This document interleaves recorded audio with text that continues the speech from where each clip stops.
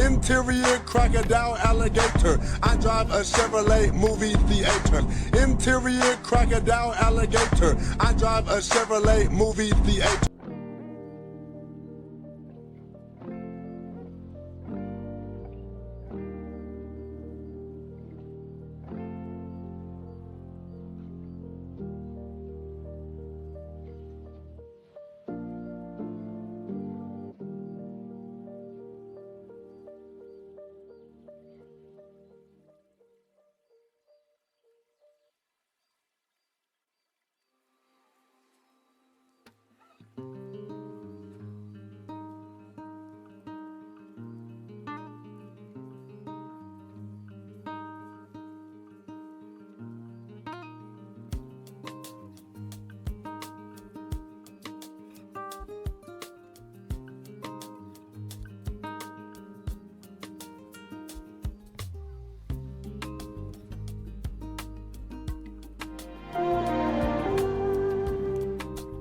Onyx_Severus just subscribed to Cayman Live Premium for 10 months.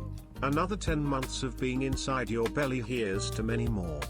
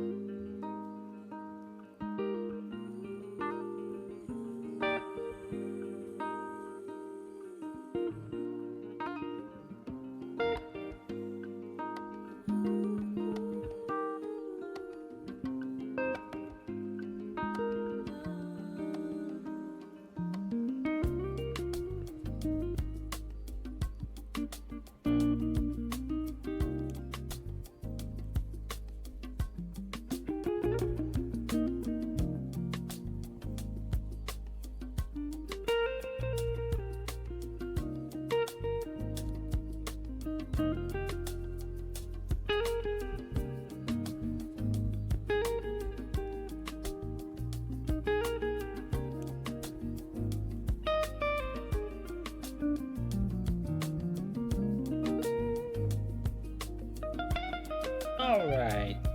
Hello folks, it's me, Octariax. I'm back at it again. Thank you, Onyx, for the 10 months. I appreciate it. Thank you all for the support. Let me go ahead and say hi to everybody. Zawowo, congrats on first. Onyx, hello. Peter,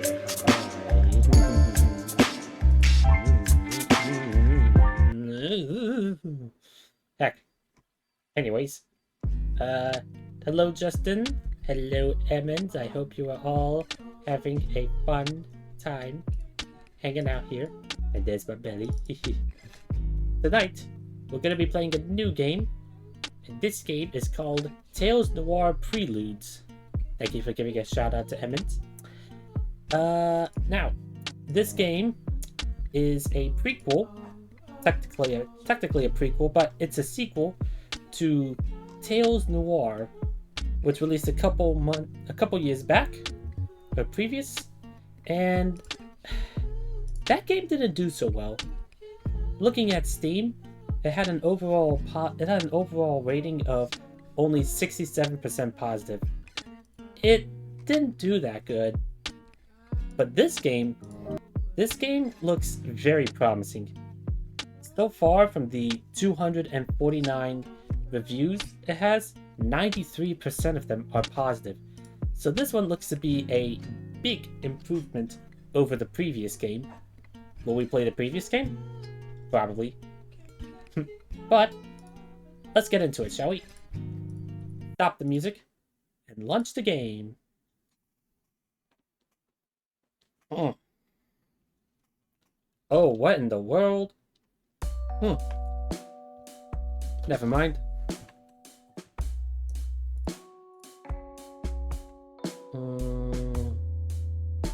Where is it? There it is.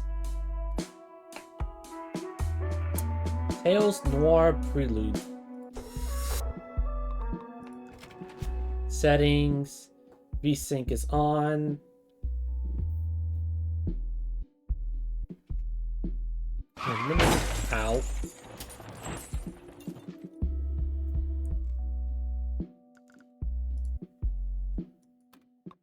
Keep these settings. No screenshots. New game. Here we go. Look at that booty. That's a nice booty emote. A nice butt. Clarissa Bloodworth. Gastown Plaza. Age 7. Ooh. I love the art style.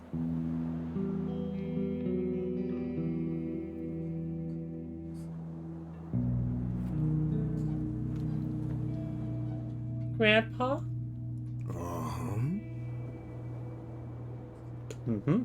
Ooh, what is it, Clarissa? Are you... Are you okay, Grandpa? Me? Why, of course, I'm more than fine. I'm spending time with my little girl. How could I not be? Did you see the goosers? The geezers? Ha!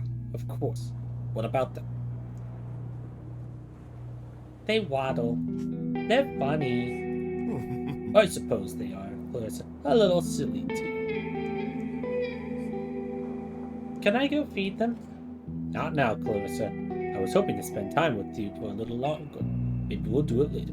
Is that alright? What if the gooses come with us? Then we could feed them all the time. Would you want all those geezers around with their honking and their pecking? I don't mind it. I'm used to loud noises. You may be, Bella. I'm much too old for it. Or enjoy my peace and quiet, especially on beautiful days like this. Nice, worryless, and slow. What's so nice about slow days? Maybe I'm just getting too old, but it feels like the days pass so quickly now. Yesterday already seems like a week ago. Does time go faster when you're old? No, Clarissa, but it feels like it. I remember you being a little baby, like it was just the other day. Look at you now. Yes, I'm strong and big now. Yes, you are. You'll become even bigger and stronger, too. Can I get smaller and stronger? If you're strong, it doesn't matter how big you are. A lot of the strongest people I know are the smallest. Like who? Like you, and many others too. Of course, you don't know them. Are they bigger and stronger than me, though? You're stronger than you think, Clarissa. You'll have to be.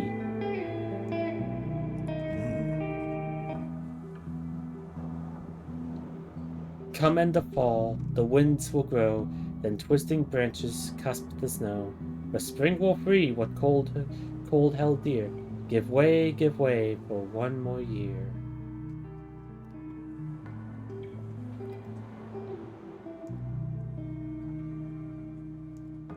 What was that, Grandpa? It was pretty. A poem, Clarissa. One I remembered just now. I read it a long time ago, but it appears it has stuck with me. Why? I'm not sure, Clarissa. Maybe it's sitting here with you, time and people passing by. Tell me, what will you be when you're older? Who do you want to be?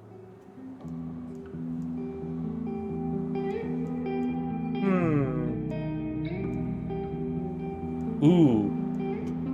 Okay, this is an important thing. We can be powerful, we can be ambitious, or we can be cunning.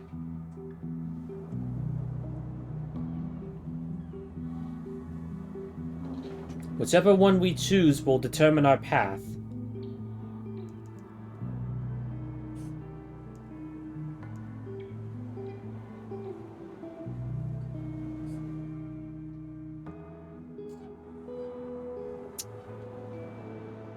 I think, for this playthrough, I want to go with cunning. A wise player will always know how to manipulate the game into his favor. I want to be really smart, really clever. Clarence won't forget that. Well, well, I'd say you're halfway there already. There's no halfway, Grandpa. You can never get smart enough. Ha, see? You're already more clever than your old grandpa. Just a little bit. Don't worry, I'll help you out, Grandpa. Well, whatever you do, Clarissa, don't forget that being smart isn't everything. Knowing things and being right is no substitute for being kind. Your father honestly thought the butt was yours? Nah, that's not my butt. But I will. I'll show you my butt emote. This one. Nope. Your father. Well, some people tend to forget that. I won't. Thanks for always teaching me things, Grandpa. No, Clarissa, thank you. Now, come on. I think it's time for dinner, shall we? Okay.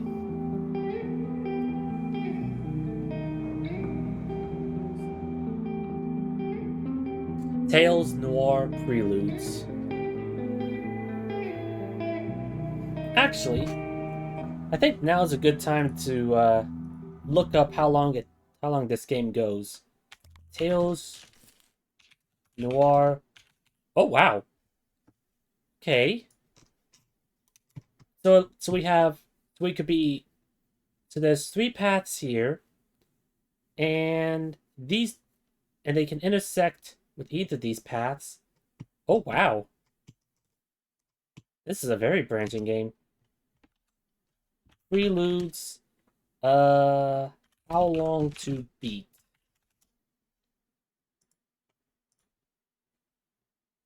Oh wow. It's about a 5-hour experience. And this is just Clarissa. There's also Eli. There's Rennie. And there's Howard. They all have their own unique paths. So we chose to be cunning. Wait. Oh, switch person.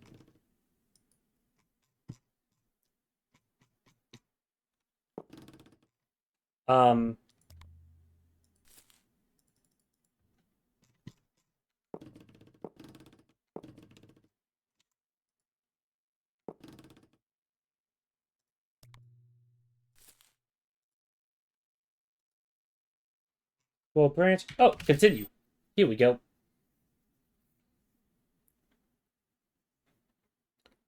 All right. Howard Lotor, first year, Thaddeus Rock Faculty of the Arts. Oh, we're finally playing the game.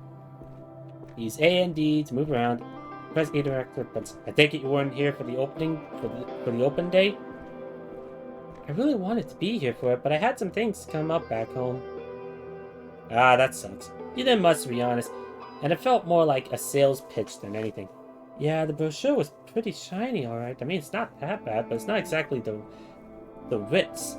I've never been to the Ritz. Maybe the Ritz isn't even the Ritz. If that makes any sense. How deep does the rabbit hole go? Honestly, I'm liking the vibe right now. I think this is the part our parents were talking about when they say school is the best years of your life. Sure starting to feel that way. Huh. Not often you get to see one of us in marble.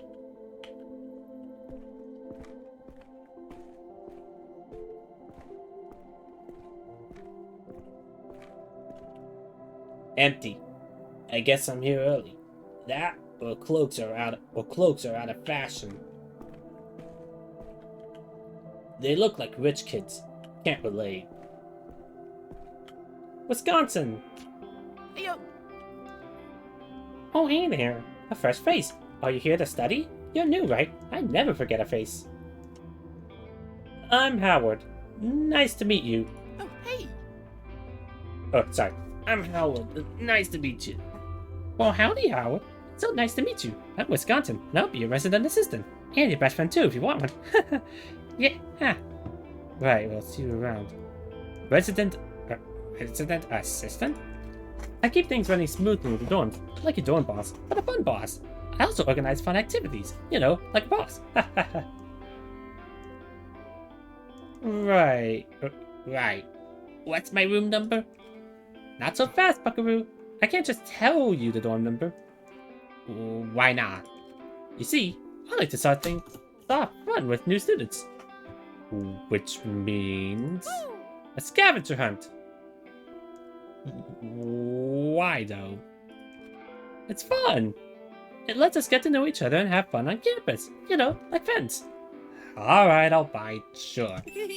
Yay! Wisconsin looks incredibly grateful. Aww. If I ever do a second... I'm gonna say this right now. If I ever do a second playthrough of this game, I am just gonna be a total douchebag. I am gonna be douchebag McGee to everyone I meet. Indiscriminately. Yay! Alright then, I've hidden 2 things somewhere in this hallway. One of them's blue, and the other is new. Blue and new? No other clues? It doesn't have to be the things I've hidden. You can be creative too. Alright, let's give this a shot.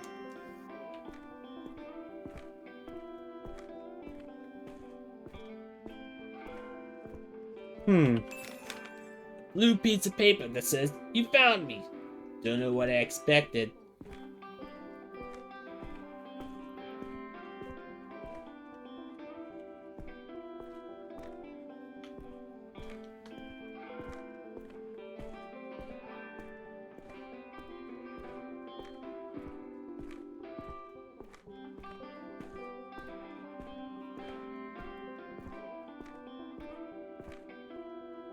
These guys don't look very artsy to me. Intimidating, if anything.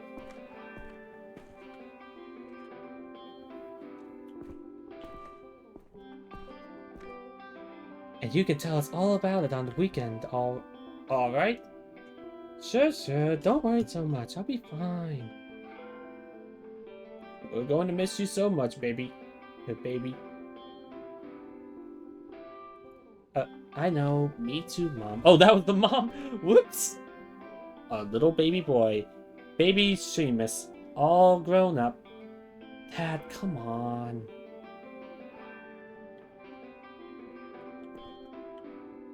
Thaddeus Rock.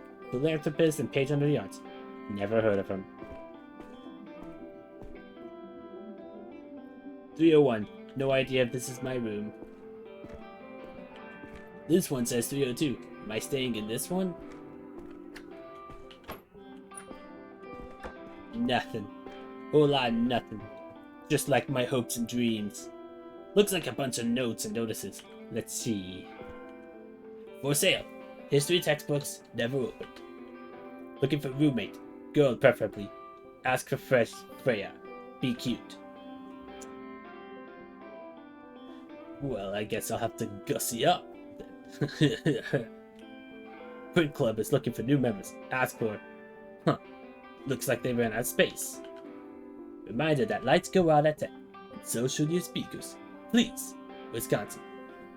To the person who ate my nuts after I left them on a cloakroom counter.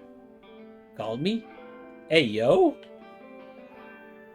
Thaddeus Cock, faculty of the farts. That's good writing. Thaddeus Cock faculty. Looking for people to play tennis with. Ask for Dingo McCrack. Don't stay after class for Professor Coolidge. He will tell you about his miniature house models and you will not like it. Here's the last one, just about buried under the others. Please refrain from leaving childish messages on the notice board, faculty. Okay. That's all of them. Oh god, this voice is killing me. Dorm room 303. Wish I knew if it was my room or not. Nice goat. Looks fairly new to me. End of the hall. Dorm 304. Fingers crossed if it's this one, but I have no idea. I think I see today's paper there. That counts, right?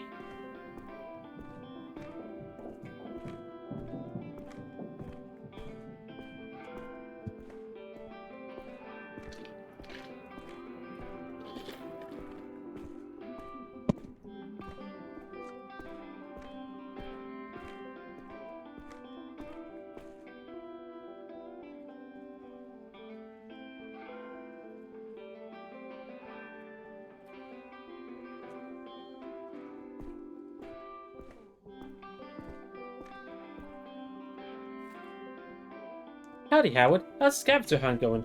Pretty fun, huh? Did you find both something new and blue and something new? I did. Yay! I saw you find them, actually, but I didn't want to spoil your fun. Good on you for organizing fun activities, Wisconsin. Aw, shucks. Thanks, Howard. Now, I bet you want to get to your room, right? It's the one at the end of the hall. 304. Fine then. I'll see you later, man. Sounds good. Oh, and your roommate is already there, so don't be surprised if you see a stranger's room. Haha.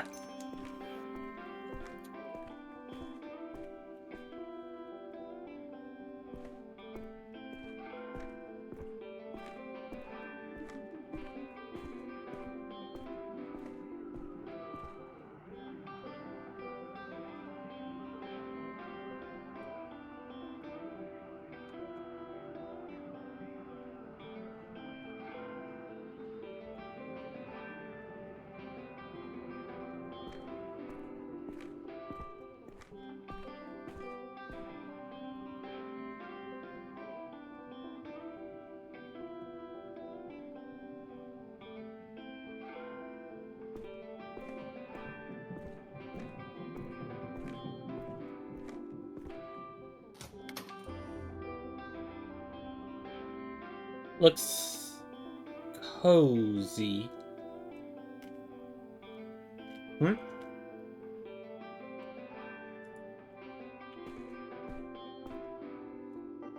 Larry! Hey, Oh, hey! Hey. That box looks heavy. Yeah. Cool. Do you want to put it down or something? Yeah. uh-huh. Okay, cool. Here, pick which bunk you want while you're at it. Do you have a preference? I was thinking of taking top bunk, but you pick. I don't mind. Thanks, man.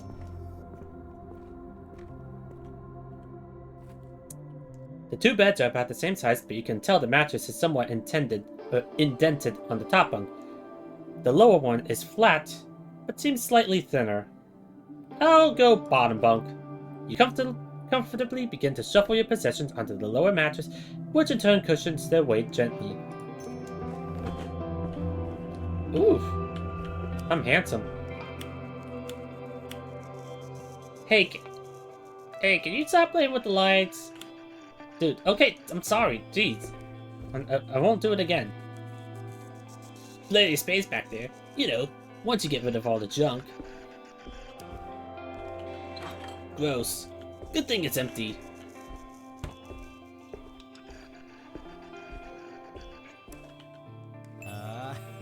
Bottom? You're sleeping in the bottom bunk from now on. Bottom bunk, huh? Perfect. I already had my heart set on the top bunk. I figured. So you can have it. Name's Howard. Larry. Appreciate it, Howard. Well, thoughts so far? On what? The university, the dorm, everything. Oh, did you meet Wisconsin in the hall? The RA? Yeah. Did he send you on a scavenger hunt too? What'd you think of it? It was alright. Didn't take long. It was pretty easy, wasn't it? Breezed through it. Then again, I wasn't carrying a big box when I got here. Lucky you. Lucky me indeed. Alright, man. Tell me about Howard. Like what? I don't know, man. How come you're here? What are you studying? I'm majoring in photography. No kidding? It's cool, man. Do you have a camera? Yeah, it's in my box. I almost forgot about the mighty box. Nice, dude. I don't know anything about photography, so you have to teach me. How come you chose that as your major? It's easier than painting.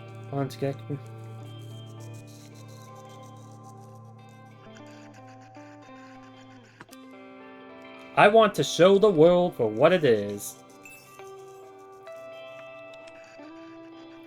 Oh, sorry. I want to show the world for what it is. And you know what it is, Brad? Oh, sorry. Wrong one. You know what it is, Brad? You really want to know? It's a shithole. This world is a shithole. Okay. For what it is? Man, that sounds cool. There's a lot to show for sure. I think our kind has a unique perspective on things too. I got a feeling we're going to become great friends, Howie. Me too, man. Larry seems excited. Fuck yeah, Howie and Larry, roommates extraordinary. Alright, Larry. Tell me about Larry. Alright. Well, I'm here to study.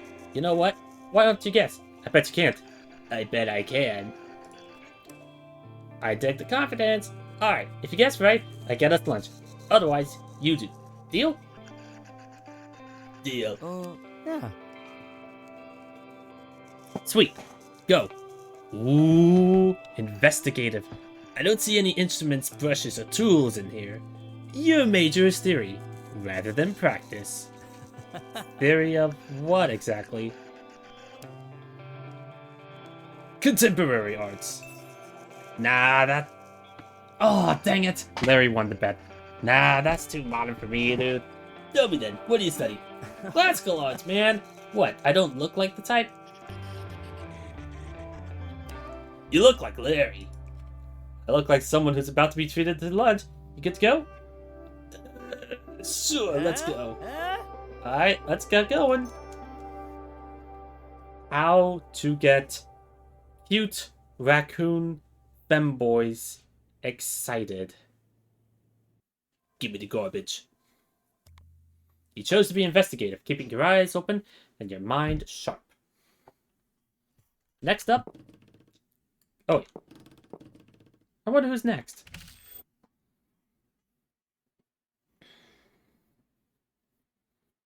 By the way, I have something to announce on my Discord. I'll be showing it off there, but I have a brand new OC. Renee Wilson, April 27th, 13th. That was, of course, stepping high by Bravo. This marking their 10th consecutive week at the top of the charts. Stellar stuff. Now, before this DJ shines off for the day, it's time for today's stories. Cassius Perth, Minister of Science, announced today that he would be stepping down from his position after 15 years of service. In a press release, he said that he was satisfied with the work he had done in the past few years and was looking forward to his retirement. Perfect. Time for a check. Actually, who is this? Renee. Is Renee a man or a woman? Hold on.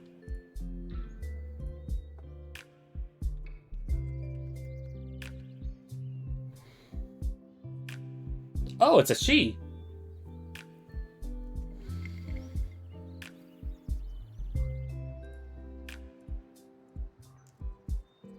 Perfect. Time for a change of careers, Renee. A successor is currently being chosen, and a press release from the headquarters of the ministry, Science City, stated that a suitable candidate would be announced within the next week. And the local journalist, Renee Wilson, seems like the best candidate. We can't wait to offer her a ludicrous salary. In other news, locals in West End are still reeling from the fire that ravaged an entire tenement block last week. Ravaged is right. I went there. There was nothing left but rubble. The fire, which claimed a number of lives, has been reported as an unfortunate accident as a result of a gas leak. The police department has since stated that they will be investigating other at-risk buildings in the area for similar issues and are asking citizens to cooperate. And my editor keeps asking me to finish the article on it. Our thoughts and prayers are with the unfortunate souls lost in the fire. That's all for today. This has been Middays with Madison, and up next is Gus and the Steelers' Old Blue. Alright, Renee. That article isn't going to write itself. Get to the office and get to work.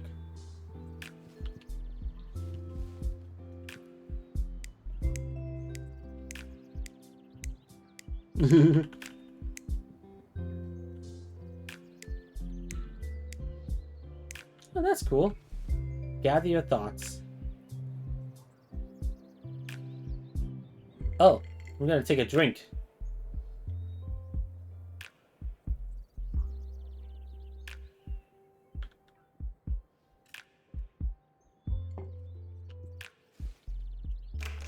To the kitchen! We got those for our wedding. Happy to have the goddess on my side. Lucas can keep the shepherd.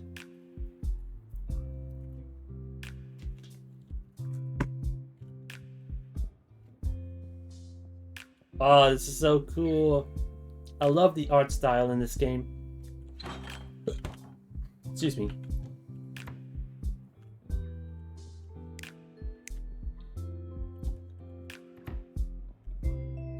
Couldn't have dreamed of a nicer kitchen.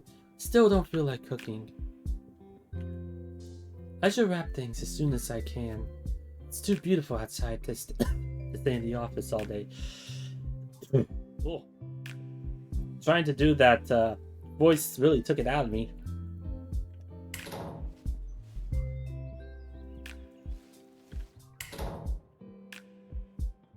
Hey there, pretty. Joke's on you, Lucas. I can't clean your office if you always keep the door locked. Alright, I was in the middle of organizing the shelves here. Shouldn't take long. Organize office shelf. Alright, let's get this over with. Red padogas.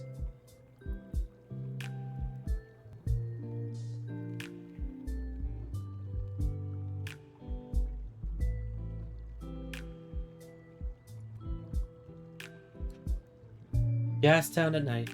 Took this one when we started dating.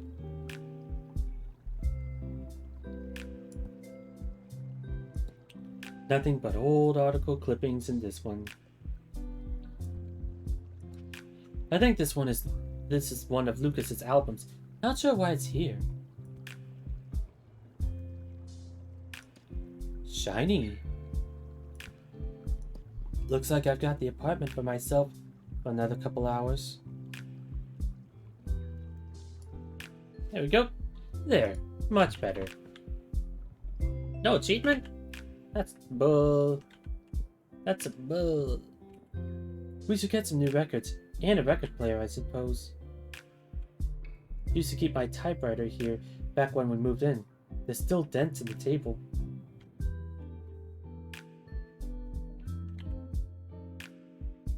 What a mess. I'll just tidy this up real quick. CPD 5th Annual Bowling Tournament, 3rd place. He's proud of this one. Why he can't keep these in his office, I'll never know. Too nice to actually brew anything in.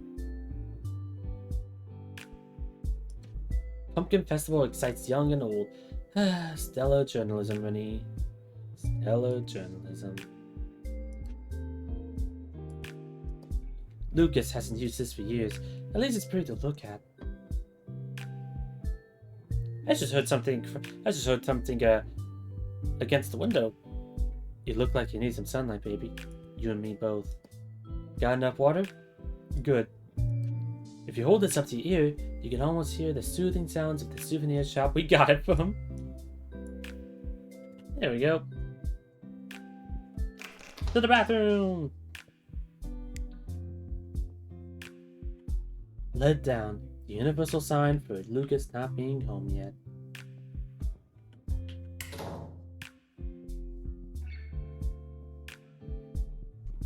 That's quite a fancy bathroom, indeed.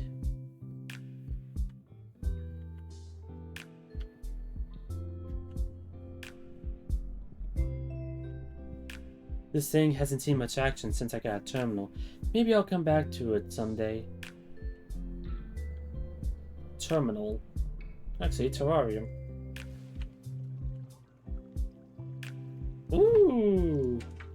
Hey there, Lizzie. Ready for your meal?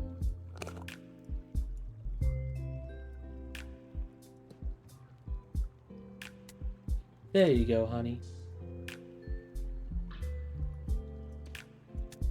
Roll already? Alright, I'll just leave that there for you.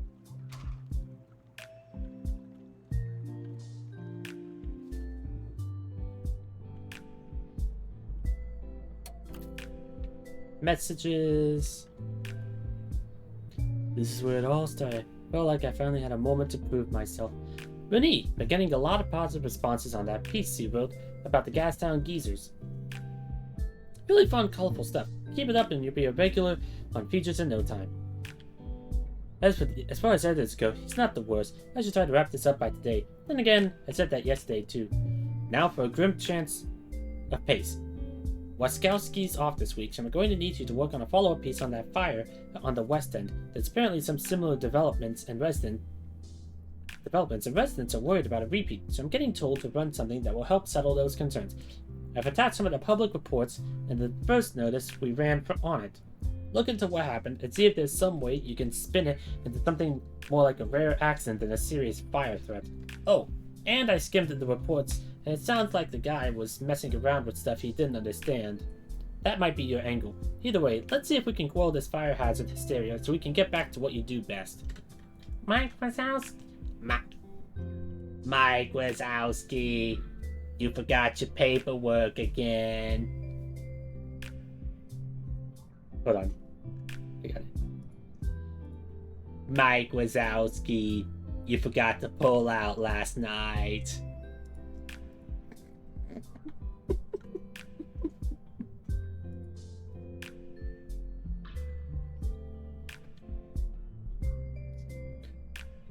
Oh, I got one.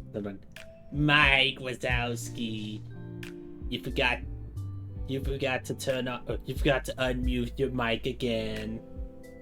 The whole stream was muted. Mike Wazowski.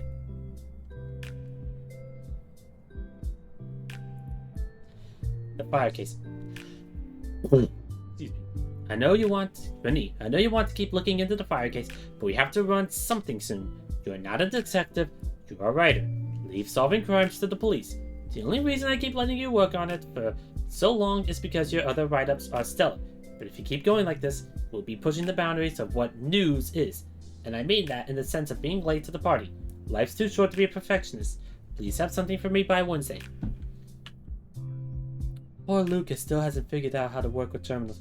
I don't mind. It's kinda cute. Hey Sugar, finally got a terminal set up at my desk. On my desk. Hope you get this.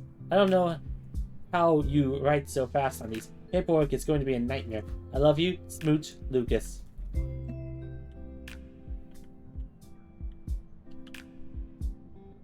This was a big ask on my part. Both surprised and proud that he managed to get them for me. Here it is, but don't get your hopes up. Sorry for the wait on this. Scene statements are usually not for the public to see, so they had to strike a lot of it to protect the lives of the officers. Hopefully this will put your worries to rest a bit. Love you, Lucas. Alright, here's the main report. I just wish so much hadn't been redacted from it.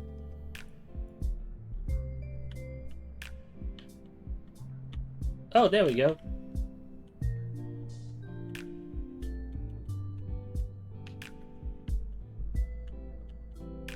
Ah, never mind.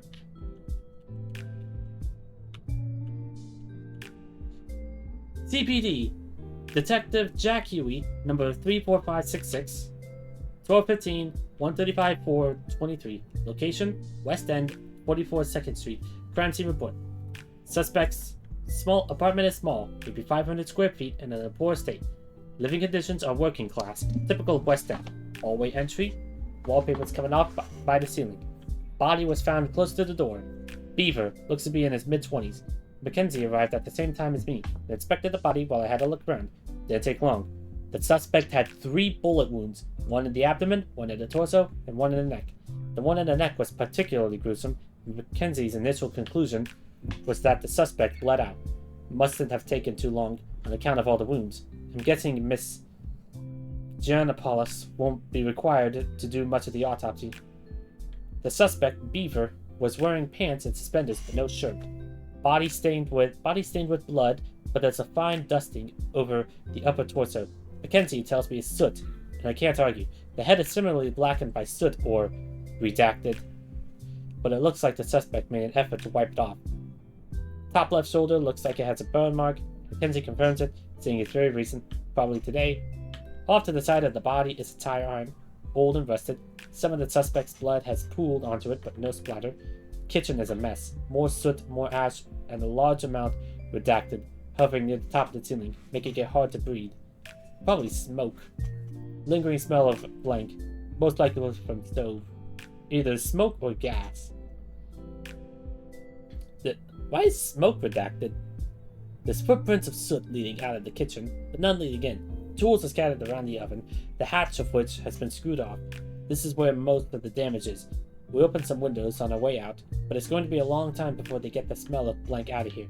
Probably smoke. The rest of the apartment is not noteworthy. Small bedroom almost entirely covered by the bed, kitchen table and chairs moved to the side of the hall, bathroom small and cramped. Nothing of interest in here except the body and the kitchen, both of which appeared like closed cases. Addendum 424. I saw nothing that would have implied that the apartment was a fire hazard, and, to the best of my knowledge, resolved the situation to the best of my ability. Here's the statement from the first officer. Let's see. Arrest report number 2241. Location of arrest, West End, 44 2nd Street. Location report, Village Police Department, Department 02.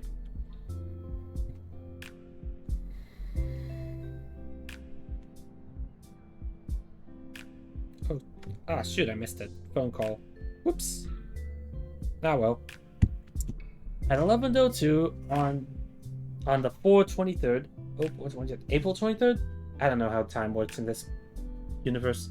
City Police Dispatch received an emergency call from a tenant on the 3rd floor in a tenement block in West End, citing domestic altercations as a cause of concern, additionally mentioning having noticed smoke from the downstairs apartments, the home of Stone Castor, Beaver, mid-20s, and Ro Ileana, Beaver, mid-20s. 2 officers, including myself, were dispatched and arrived at the scene around 11:42. Upon arrival, Stone acted with hostility and refused the officer's entry to his home. After hearing sounds of distress from inside the apartment, Officer redacted, and I breached the door to the apartment. Stone was wearing only pants and shoes, and his hands and face were dirty. The apartment smelled of smoke, and there was a small amount of it still in the ceiling. Immediately upon entry, Stone began acting in a menacing manner, wielding a blunt instrument in his left hand. Ro was acting hysterically.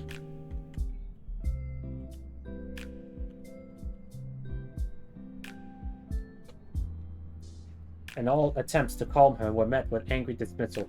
Officer Blank drew his service weapon and asked Stone to step down. During this time, I entered the kitchen to find it in a state of disarray. The oven was open and scattered around it were crude tools. The oven hatch was torn from it, and there was a strong smell of electrical and wood burn.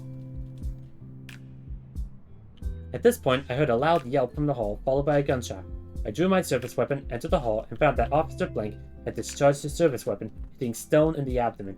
Seeing that my partner had been injured, I determined that Stone was still a threat and discharged my service weapon twice. Stone was hit in the chest both times and dropped to the ground. Ro was in a lot of distress, lashing out in a threatening manner, and was taken into custody for impeding a police investigation. Officer Blank placed the call to dispatch, and we remained at the scene with Ro in custody in the patrol car. The coroner and detectives arrived around 12:09. Our initial statements were taken, and the body was removed from the premises. I saw nothing that would have implied that the apartment was a fire hazard and, to the best of my knowledge, resolved the situation to the best of my ability. Statement number 2. This is from the cop that stayed in the hallway. Officer Redacted was present during the testimony of Officer Redacted and confirmed the events of the report. For clarity, questions pertaining to the first time a service weapon was discharged were used and make up the totality of this report. For further information, see 2241. After I drew my service weapon and Officer Blank left to investigate the remainder of the apartment, Stone began making threats and insulting me and my partner. I asked Stone to repeatedly to stand down, which he refused. Eventually, Stone charged at me with a sharp object, stabbing me in my left arm. I discharged my service weapon, which hit Stone in the abdomen, causing Stone to back off a few steps. Officer Blank entered the hallway shortly after and subdued Stone further. I saw nothing that would imply that the apartment was a fire hazard and, to the best of my knowledge, resolved the situation to the best of my ability. Okay, so, hold on.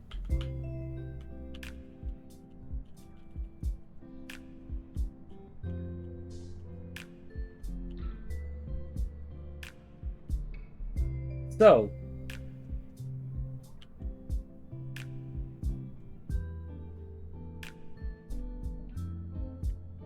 okay.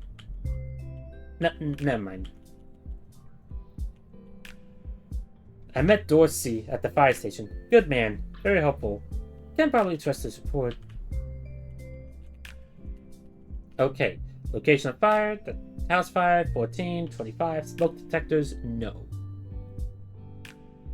At 13:45 on April 23rd, the fire department was informed of a potential fire in an apartment building at 44 2nd Street, West End. Firefighters were deployed at 13:50 and arrived at the scene at 14:12. After an undetermined time prior to the arrival, a large explosion on the second floor, later confirmed to be an ignited gas leak, exacerbated the situation, and the deployed firefighters took necessary steps to evacuate the building. After the explosion, the fire was centralized in the first and second floor, with the third in the process of being engulfed. The fire was contained to the single building, and efforts to put out the fires went on until 16:55, after which time it was considered mostly contained. The efforts were continued until 18:45, at which point the fire had been extinguished completely. The entire area was sectioned off, and searching for survivors and victims of the fire continued on until 1400 on the 24th, with additional damage control and sectioning being done at 11:05 on the 25th. The area is considered completely secured and will be opened up for demolition on the 30th. From what Wayne told me, his original write-up got so edited he felt weird about putting his name on this one. Fire in West End claims innocent victims. A fire erupted in an apartment building in West End yesterday, claiming the entire building in its wake. Although some tenants were successfully evacuated, many lives were lost during the disastrous fire. Exact number of fatalities have yet to be disclosed, as efforts are ongoing to search the remains of the building. Thanks to the city's finest, however, the fire was contained to a single building, and no further damage was done to the surrounding buildings.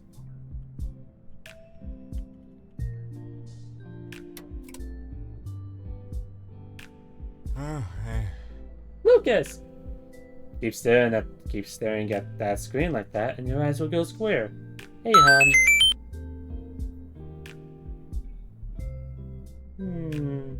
Lucas? I didn't hear you get back. Welcome home, babe. Aw. Let's go with the sweetheart route on this one. You chose to be caring. Good to be home. Have you been working on this all day? Making decent progress too. Alright. Well, how about I order some dinner and work our way through it together? Depends on what you order. I got something in mind for you. So what's got you so distracted? Remember the West End fire? I do. So you're working on the article, huh? Uh-huh. Yeah? Well, how's your investigation going? Didn't you say your edit guy was asking for it earlier?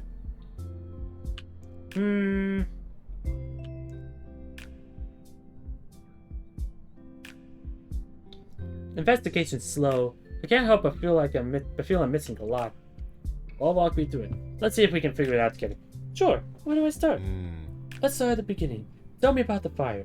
There were 2 calls about it, right? Where did it start? Give me a second to remind myself.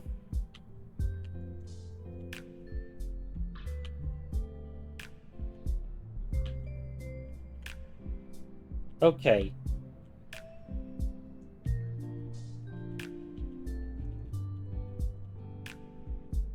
I think it's Stone's apartment. And how do we know that? And how do we know that exactly? Are you completely sure? Or are you jumping to conclusions? The first emergency call described smoke coming from Stone's apartment. That seems to narrow it down for sure. It's just a question of timing, but we'll get to that. Yeah. Alright, and when did the fire start?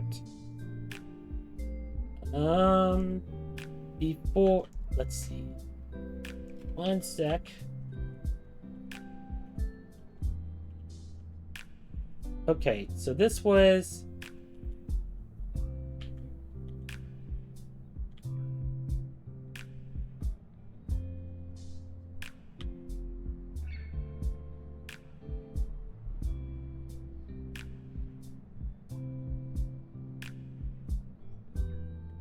Okay, so we know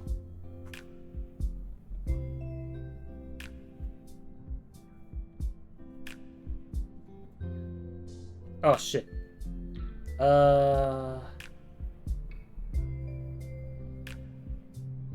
before the second call. And how do we know that? Again, the building wasn't on fire when the cops showed up.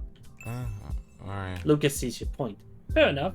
Alright, at least we do have a general time frame for when the fire started. Anything else that comes to mind? There was one thing.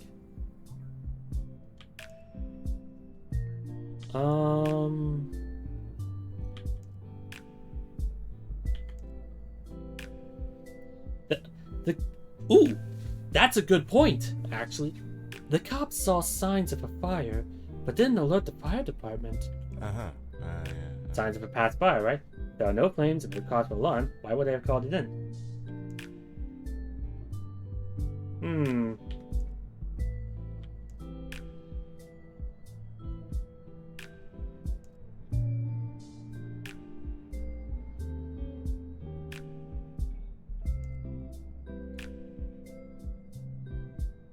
Ooh, this is a tough one. I'm guessing they just want to be out of there quick.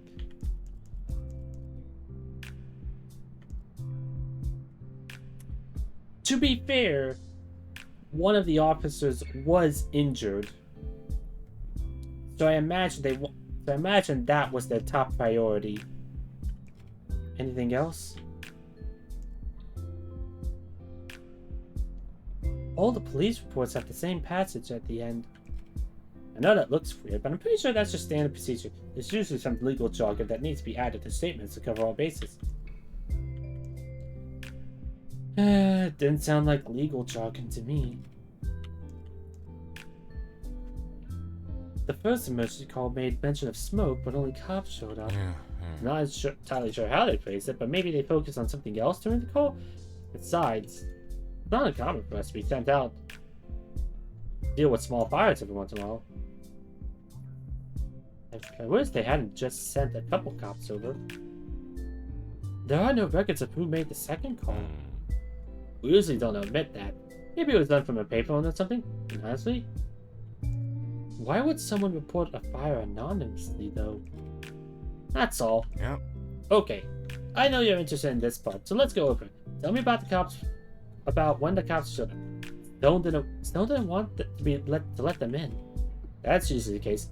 No one likes having cops show up uninvited, much less have them enter their homes. Was there a reason for the officers to be suspicious? They heard a distressed voice from inside. That certainly feels like reason enough, especially if Stone was refusing to let them in. Sounds pretty clear, right? I'm not so sure. No? How come?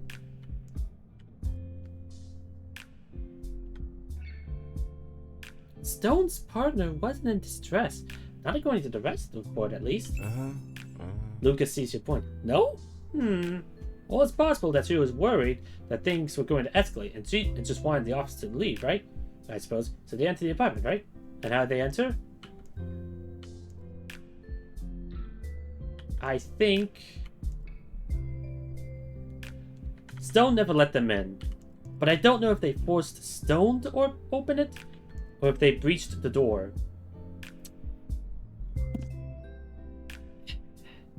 If police officers have reasonable suspicion that acts of domestic violence are going on inside an apartment, I would imagine that they would want to, breach the door to make sure that they get to it and put an end to it quickly before things get worse.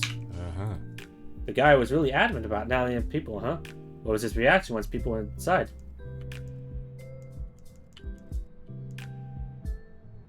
He was hostile. That checks out, yeah? In what way? He threatened them? He threatened them? Did the reports say how? He was wielding a weapon. That certainly gives them the reason to draw on him. Unfortunate as it is. Then what? The cops investigated the kitchen. Yeah. Oh right, I think I remembered this part. The first officer goes into the kitchen, hears a yell, and comes back. Do we know precisely what happened in the hall during the time? Stone attacked the second officer. Right. Does the report specify how?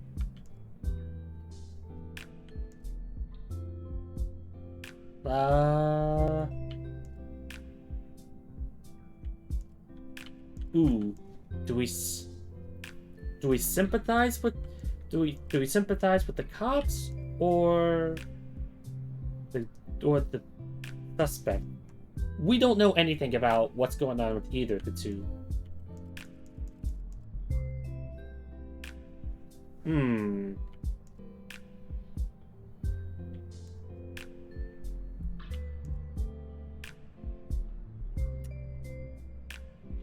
This is a tough one.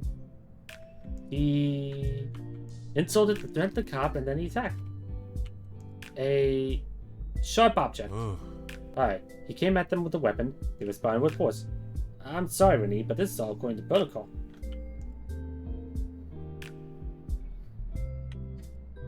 Doesn't mean I have to like it. Me neither, but it is what it is. I suppose so. Alright. You doing okay? This whole case, it's a lot, isn't it? It is, and it's pretty awful. It is. You don't ever get used to it, trust me. What about you? What do you make of it? Lucas sees your point, but isn't completely convinced. I don't know. It might not be as clear as I thought it was, but I still think you're jumping to conclusions. You can tell that something's up, though, can't you? Rennie, I think it's mistakes more than anything. Messy paperwork that's making the situation more suspicious than it is. There must be something we're missing. I don't know how much more there might be, Rennie. I certainly can't ask for more files without good reason. I hate to break it to you, but what you've got might be all you're getting. And I'll go looking for it myself. Alright, well, I'll help when I can. Just don't get your hopes up too much, alright? For now, how about dinner? I'll order something for us. Sure, that sounds good. I'll get you something from that noodle spot you like, alright? Fill us up at the terminal. I'll go make the call. Love you, honey. I love you too.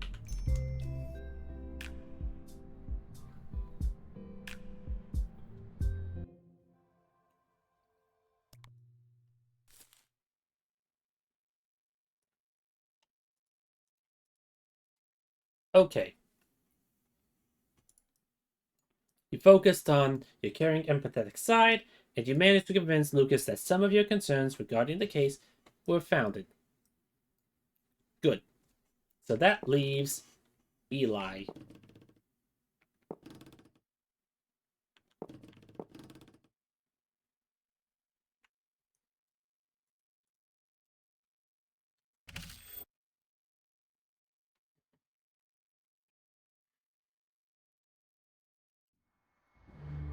Eli Abbott, somewhere far outside of the city walls, August 14th.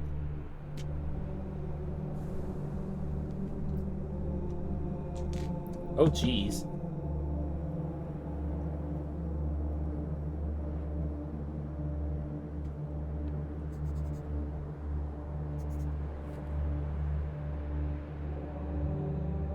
Journal. Journal. August 14th. Still alive, believe it or not. No signs of radiation poisoning in either of us. We've been hit by a dust storm. However, but it's been manageable. As far as dangerous goes, and far from dangerous as we're led to believe.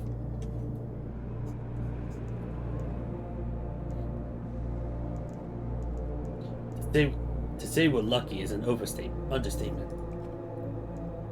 George says no team has ever returned from outside the wall, which makes our research on the area fairly limited. Which will make our return a historic first, and that's not even factoring in the discovery of this artifact. The sun's been harsh lately, and it's been a chore to get any work done during the day. That said, I'm enjoying the field work. We don't really stray far away from the dig site. There's plenty of work to do. Promising work. I get the feeling we're about to come across something big. We're out here until we get results, whatever that means. There's too much we don't know. They didn't give much during our briefing. Just a mountain of gear, some coordinates, and an instruction to dig. They still have no idea what they're expecting us to find. Whatever it is, George is eager to dig it up. He's out there right now. Today's the day, he told me this morning. He's been saying that all week.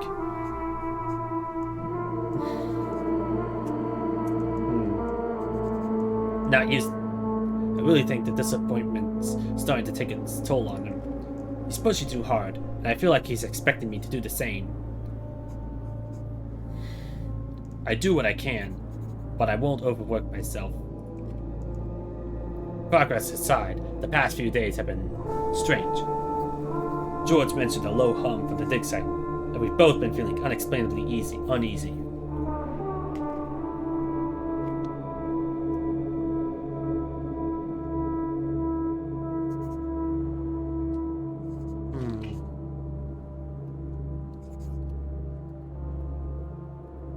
Let's see, we could go with an idealist, a realist, or a cynic. I'm curious, what's a cynic?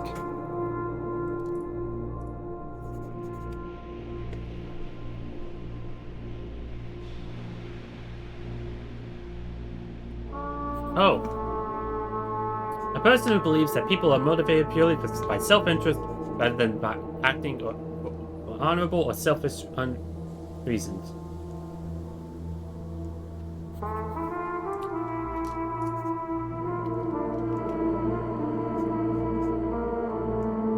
Realist.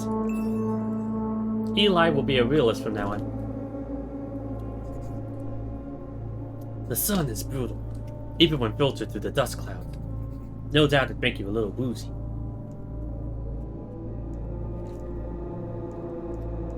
I need to start covering up more when out in the open. Seems doable. I could also wear a scarf over my head. Like a pirate. Yeah! I almost forgot. I had a look at some of my previous journal entries today. We've constantly been proving ourselves wrong about this place. That's good. Progress has come at a snail's pace, but at least we're moving. We could be dead in the water. Instead, we're engaged in pleasant backstroke towards a reasonable conclusion. Pleasant backstroke. Not bad, Eli. Suddenly, a shiver runs up your spine, and you press the pen firmly against the journal page. Somewhere outside the tent, you swear you hear George calling out for you. George? Did you say something? There's another scream, more desperate this time. He sounds distressed. Uh-oh. George? What's going on? Now's probably not the time to start organizing journals. I wish George would tidy up his side of the tent. I'd offer to do it, but he would never agree to it. Where are you, George? I'm coming!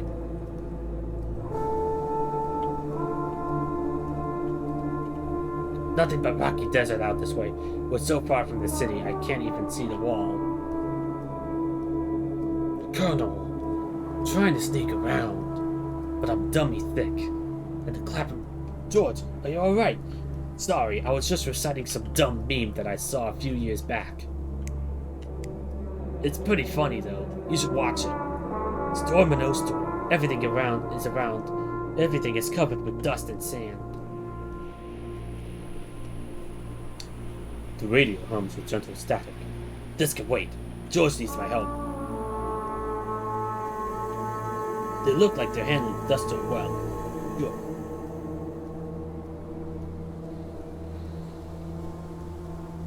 Need to clean these once all this settles, or our equipment will struggle. So much stuff, and yet we still don't have everything we need. I'd kill for something fresh to eat. I'd be happy to never touch another shovel in my life.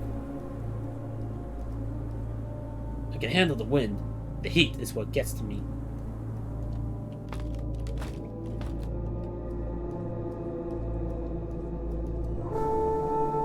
Should be careful. Most of what's in here has been exposed to the elements for a very long time. It's moving, Eli. It's fucking moving. Moving? Don't just stand there. We need to deal with it so it doesn't get out. Come on, man. You opened the pod? Hold on.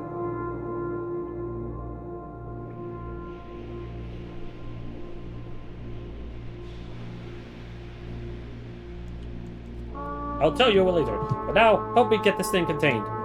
What do we do? What do we do? What do you need? When I saw it wriggling, I panicked and doused it with cooling spray. It recoiled and retreated back into the pod, so that might do the trick. Then again, I don't want to open it up again unless we have to. We've got some containment pods packed up somewhere. Grab them as fast as you can, alright? First things first. We need that thing contained. Don't go anywhere.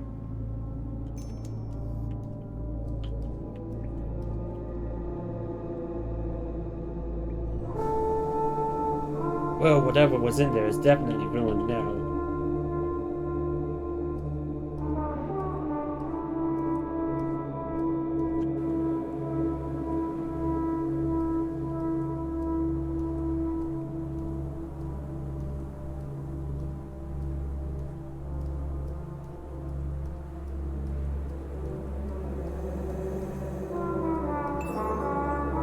Supplies, both packed and unpacked. Containment pods. I'm coming, George. Wonder if this is like a site of a nuclear explosion or something.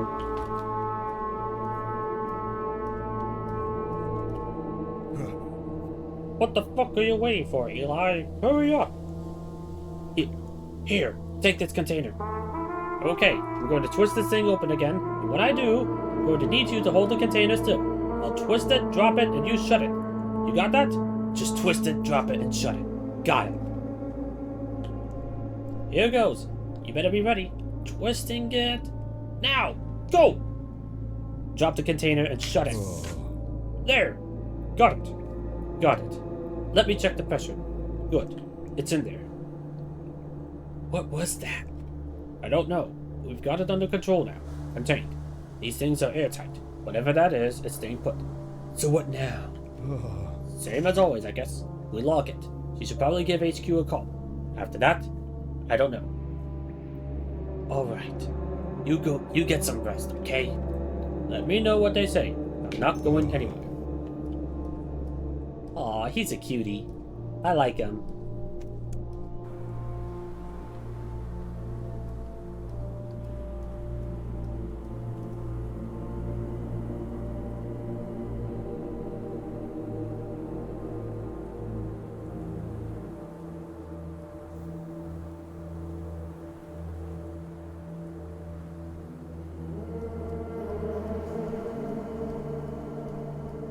Alright, time to radio HQ. Give him the news. Dial in the frequency. Grit grinds between the aluminum frame and the plastic dial as you begin to turn it. The dial itself has loosened slightly and has been gnawed at by the arid wasteland surrounding you. Instinctively, you recall HQ's frequency, 94.6. All required is a slight twist of the wrist. The dial rotates to its usual orientation. Hissing builds up, and soon enough a melodic beep whistles through the treble-heavy speakers. That's your cue. HQ! This is Eli of Dig Site 6. Come in, HQ. We've got something to report. Over. This is HQ. This is HQ. We read you, loud and clear. What's your status, Snake? We found something. Copy that, Site 06. Please describe the finding. We found some sort of artifact, very responsive to stimuli, possibly organic in matter. You informed HQ of your discovery. HQ? Do you still read me? Does it appear to be sentient? Hard to say. Its behavior is certainly erratic. Hello? Stand by for further instructions. Over and out. Copy that.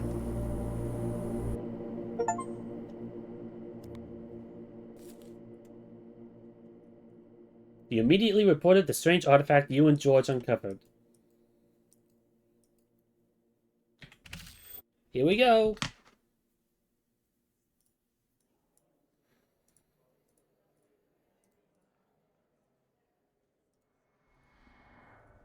Clarissa Bloodworth, the Church of the Shepherd, age 17.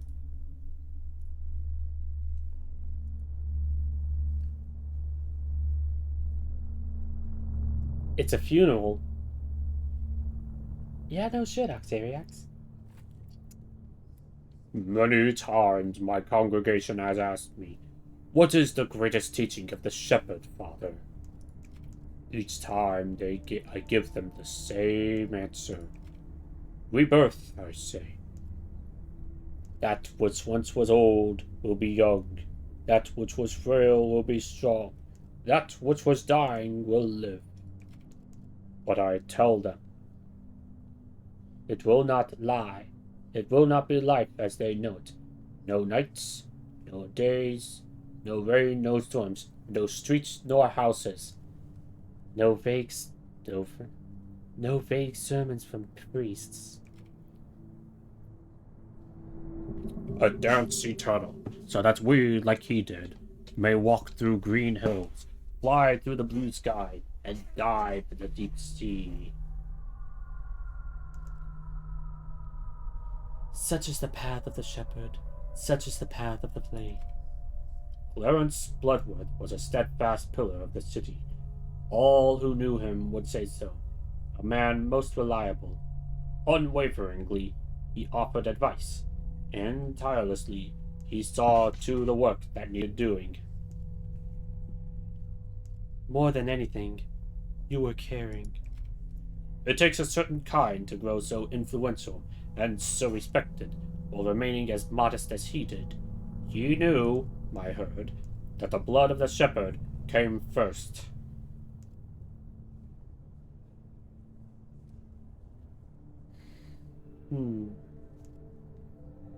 Family came first, not the apes. A strong man is he who knows his place in the herd, and none was stronger than Clarence. I'll do you proud. I promise.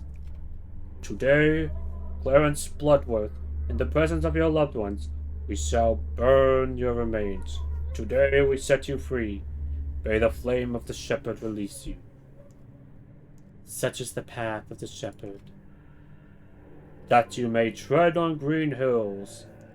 Such is the path of the shepherd. Soar in the blue sky. Such is the path of flame, I mean. Such is the path of all living.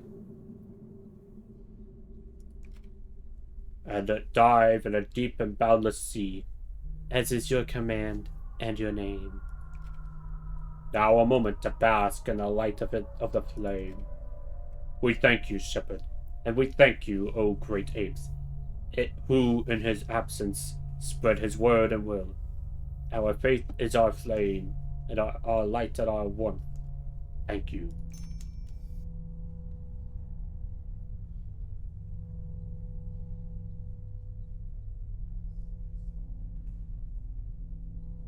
Oh! The altar is lined on all sides by flowers, gifts, and letters of condolence. At the center, rising above everything else, lies the white-clad body of Clarence Bloodworth, your grandfather. Look at the letters and flowers. Each letter of condolence seems more intricate than the last. Beautiful fonts with tasteful designs, all sporting the same stock lines. What they lack in emotion, they make up for in expense. Look at the portrait. His eyes are warm and gentle, even in the now discolored picture. Almost instinctively, with concern, you search the crowd for signs of your father. He's not here. Hey. Your eyes fixate on his. Even now, still in likeness, they seem warm and reassuring. A faded presence of which you're just now becoming painfully aware. Hello, Father Joseph. Clarissa, my child.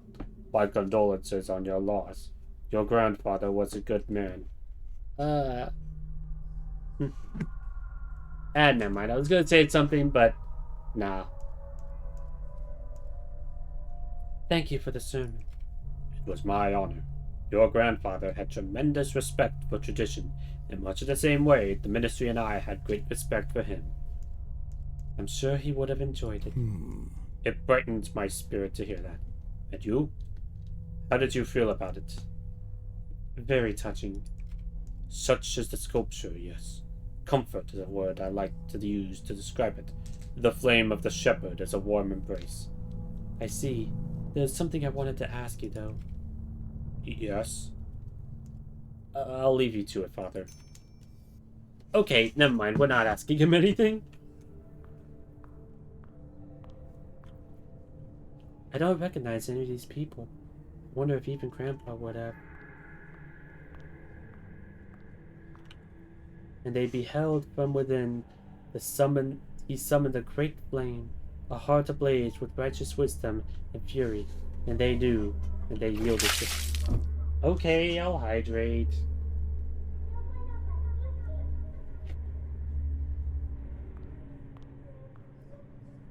She's just a dumb kid, nothing to worry about. Shut your face, she's coming. Sorry for your loss, Clarissa. Okay. So we know their true colors. But he offered them light, a path eternal, and the great beyond. Come, spoke the shepherd. This all I shall bequeath to you, and my one ask is that you follow. 2 loons per candle, of course. Wouldn't be a church if they weren't making profit. Ooh!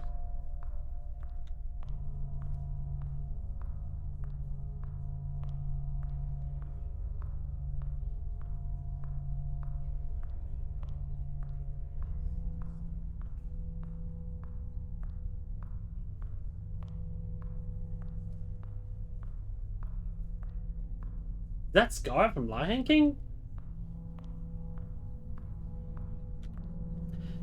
And in the apes he saw wisdom, their knowledge, and their piety, so he anointed them with will and command as his foremost followers, to do for all others to bow to.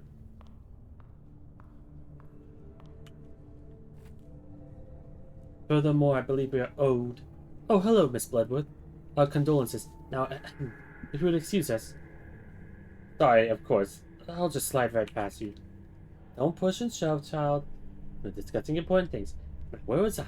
Ah, yes. In regards to the property to the tops, we'll have to. Please just move aside. I'm just trying to get past you. Shush! Children these days, I swear. And in a church of all places. Asshole. If your shepherd could see you right now, he would be very disappointed.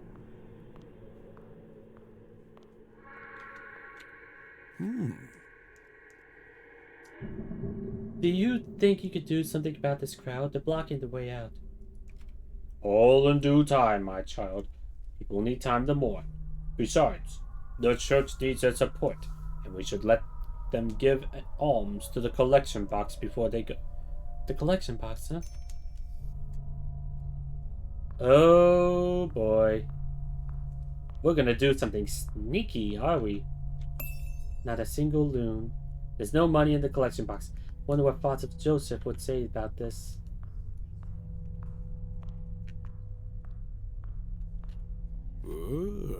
Have you seen the collection box, Father?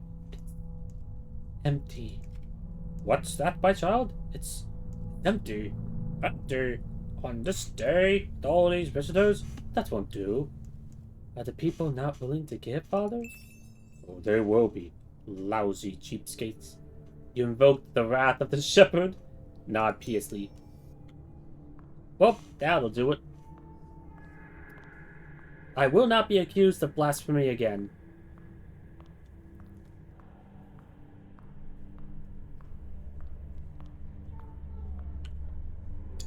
And foresaw her coming, a visage of darkness and deception, and the reckoning of all good men, and shared that vision as a warning to all those who would walk his path. Uncle Clemens! I saw that, you know. Saw what? You sneaking around the altar, checking the collection box. Very clever.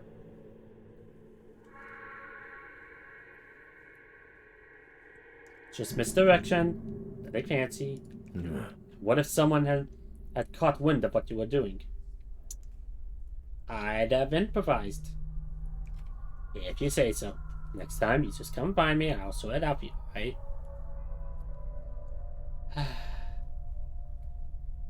I can manage myself just fine. I don't doubt it. I just worry. What about you? How are you dealing with all this? I don't know if I'm dealing with all this change. Not just yet, anyway. You should take some time for yourself. Only it would as easy as you make it sound. No, Clarissa. Myself and the family are synonymous. What the family does, I do. That's how it's always been. So what's going to happen now?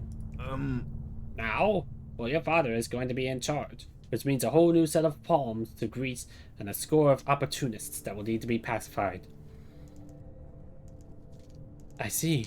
If there's space to be filled, some will be happy to hide in the corners. That's right. If nothing else, that much is predictable. Where's my father, by the way? Outside. Said there were things he needed to deal with. I don't doubt it. Is that the change you were talking about, Uncle? I'm a bit for certain. Give him time, Clarissa. He has a lot to deal with right now. Fine. Come on. I'll get the car ready. Take your time and meet me outside. I'll drive you to the reception. Thank you.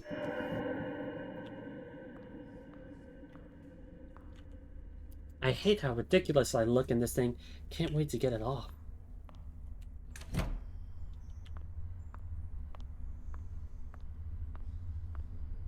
Hey, Propagator. Yo, that bear has a rack. He definitely does. Hey, Propagator. How you doing? Ooh. Before I forget, Propagator, I got something to show you. On your Telegram thing. Give me 1 sec.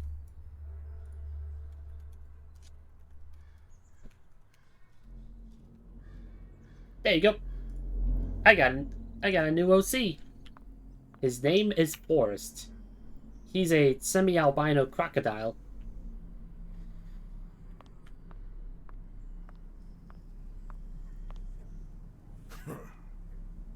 Who cares if they don't want us pushing on their street? The money we can pull in Gastown is worth more than all the favors the old man was able to eke out of Thaddeus and the rest of his rich friends. Hey, the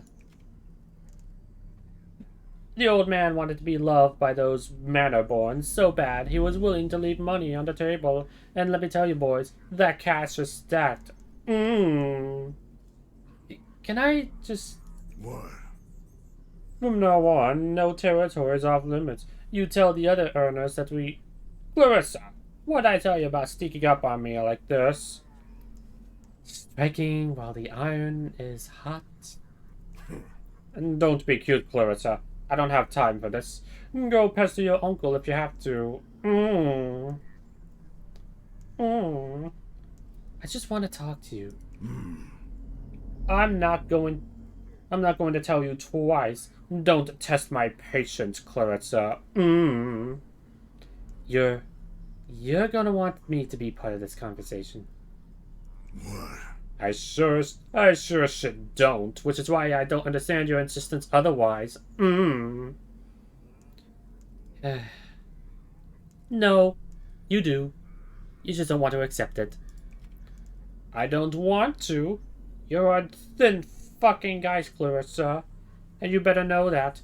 Go on then. Tell me what I could possibly need you for. Bear with me. This plan of yours is something Grandpa would have never approved, right? He was soft and stuck in his ways. What I'm doing is the future, and he's not here to hold me back and reminisce about the golden days anymore. I am better.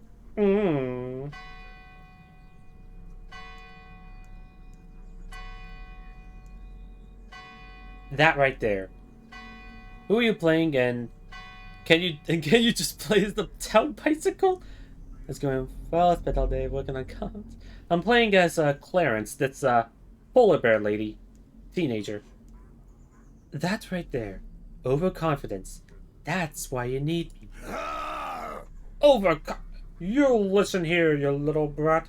I earned this place. I made it out here. I made it here with my own two hands. Not because of the old man, but despite him.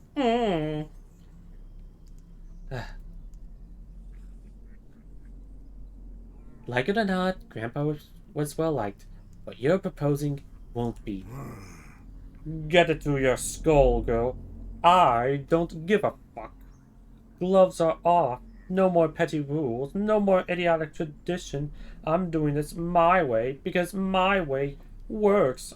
I'm telling you, I can make this work. It's in my blood. Blood? You're a soft-spoiled brat. You grew up with everything and anything you ever wanted, and your cushy tutors have made you believe you're special. You're not. You're oblivious and inexperienced.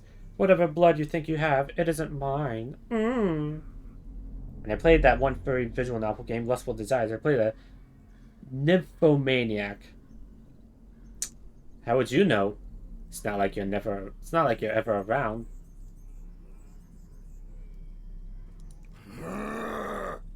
That's it. You listen to me, you little shit. I'm the boss of this family. I am the Bloodwoods. What I say goes, and I'm going to give you one last chance. Do you hear me? Say nothing. Don't test me, Clarissa. I'm dead serious here. Now, here's what happens next. You're gonna take a deep breath, and you're going to look me in the eye, and then you're going to say, I'm sorry, Daddy. I don't know what's come over me. And you're going to mean it. Capiche? There you go. And what do we say? What do we say? Fuck you. Listen, your icebox is more than enough to cool him down. Clarissa, I'm doing you a kindness here. Do not push me. Roll your eyes. You refuse to back down to Carlo. Yeah, fuck you. See what you made me do. Learn your fucking place, Clarissa. I'm through playing nice. Yeah, you could go play nice with your 7 secretaries. I'm sure Mom would like that. I saw what happened. Come on, kid. Let's get going. I hate him. I understand, Clarissa. It's been a long day. That doesn't make it better. I know. Be patient. Let's just go. Let's.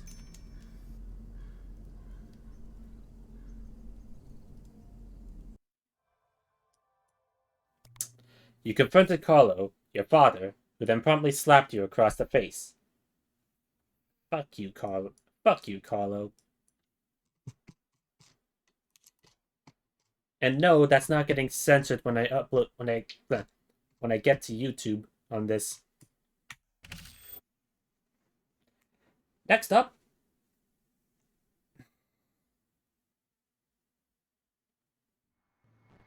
Howard Lodor, second year, university dorms. Ladies and gentlemen, the Cuddle Boys. Give it up now. I'm feeling good. Huh? Riding with my boys. Whoa. You're telling me you never heard of the Cuddle Boys? Bringing the toys. Who? We're listening to them right now, man. This is them, the Cuddle Boys. I really hope this isn't copyrighted. Let's see, Cuddle Boys? Man, the Cuddle Boys fucking rough. I told you, man. I knew you liked them. They're our kind of music, dude. All kind of people. Damn straight. You got great taste, Larry. I've got all kinds, man. I love all types of music. The Cuddle Boys are at the top of that list, though. Alright. What do you have that's not the Cuddle Boys, then? Albums? Shit, what do you feel like? It's something new, I guess. Any cool experimental stuff? I'm not going to do the voices anymore, because I want to respect my throat. Like weird jazz kind of stuff. I don't really vibe with the avant-garde stuff, but I got a Smooth Nicky album that's pretty chill. Sounds good to me. Go on then, put it on. Now? Aren't we still listening to the Cuddle Boys? Oh yeah, but we can do that every single minute of every single day. I want to hear what Howard wants to hear on this particular minute, on this particular day. Alright, I'm on it.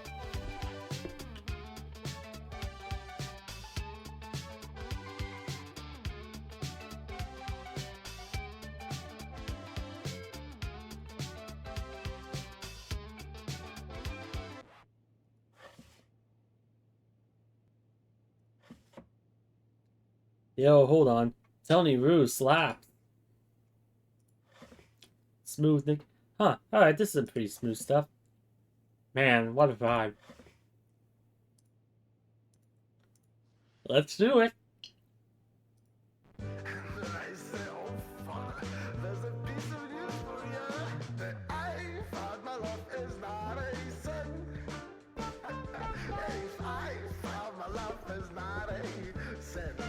Light switch.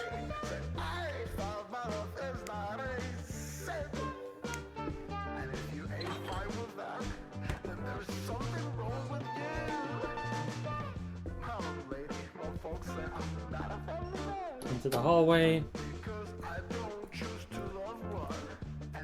Good announcement, better dorm neighbors and fresh air. Freya leave.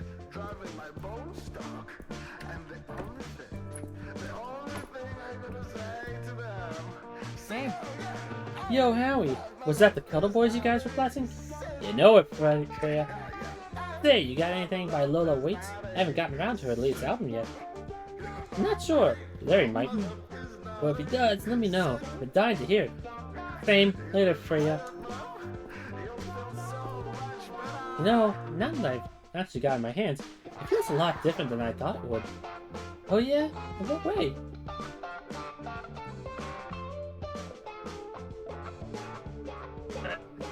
It just feels, I don't know, worth it, even if I'm the only one who will ever read it. Oh, your professor clearly read that. You literally couldn't have scored it any higher. I'm proud of you. I couldn't have done this without your help. It was all just dry text before you came in with your graphics design skills and spiced it up. I mean, I don't doubt that helped. Come to think of it, that's probably what really sealed the deal. Maybe this is my success after all. Huh, I truly am amazing. I love you.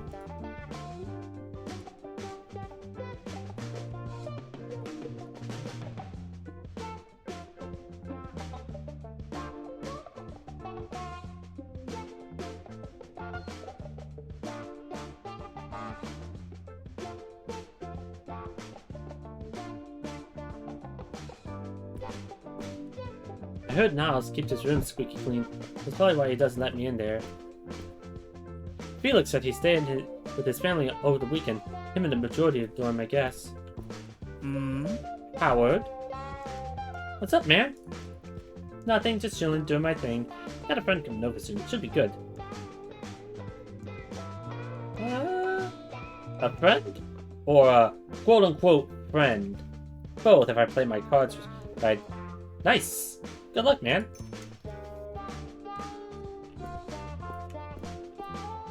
Wisconsin! Hey! Oh, hey, Howard. I heard you, Larry, and him jamming out to some tunes in dorm. Are we being too loud? Oh, no, not at all. Just a little bit. So if you can turn it down a little bit, that's great. But you're not being loud at all. Don't worry. I'll turn it down a little bit. Thank you. Don't worry about it. Thank you.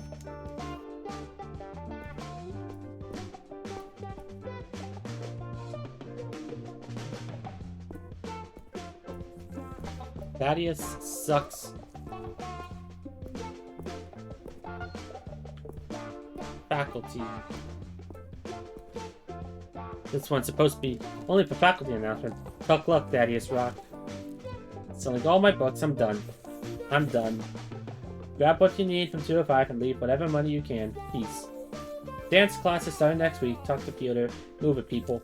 Locker rooms B1 is currently not for public usage until fully sanitized. Thank you for your cooperation. Party in locker room B1 this Friday. Bring your own drinks. Things are going to be okay. Huh. Thanks, note.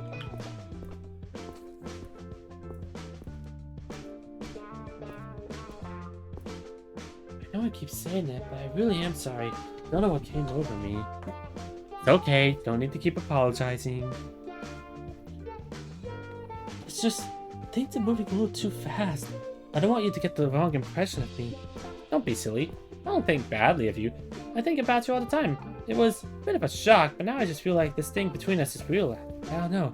I wish you wouldn't say that so much. Say what? I don't know. You say it all the time. Makes me feel like you're not telling me what you're really thinking. Like you're unsure. Oh, well, I don't know. Shit. Sorry, man. I mean, I know things. I know a lot of things. I know I love you. Fiona.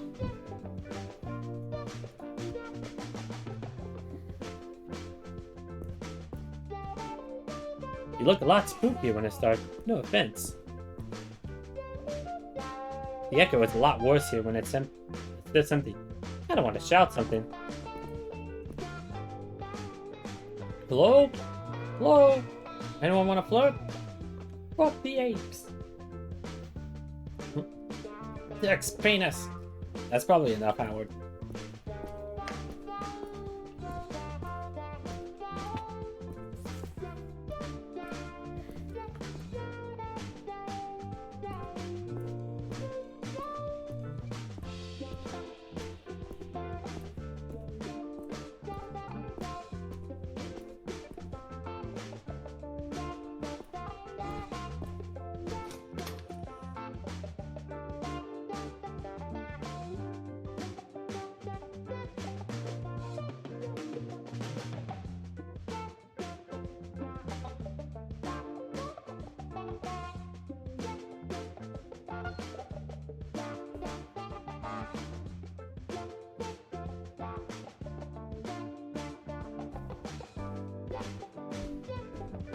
Come on, man, just let it play. Put on a new one later.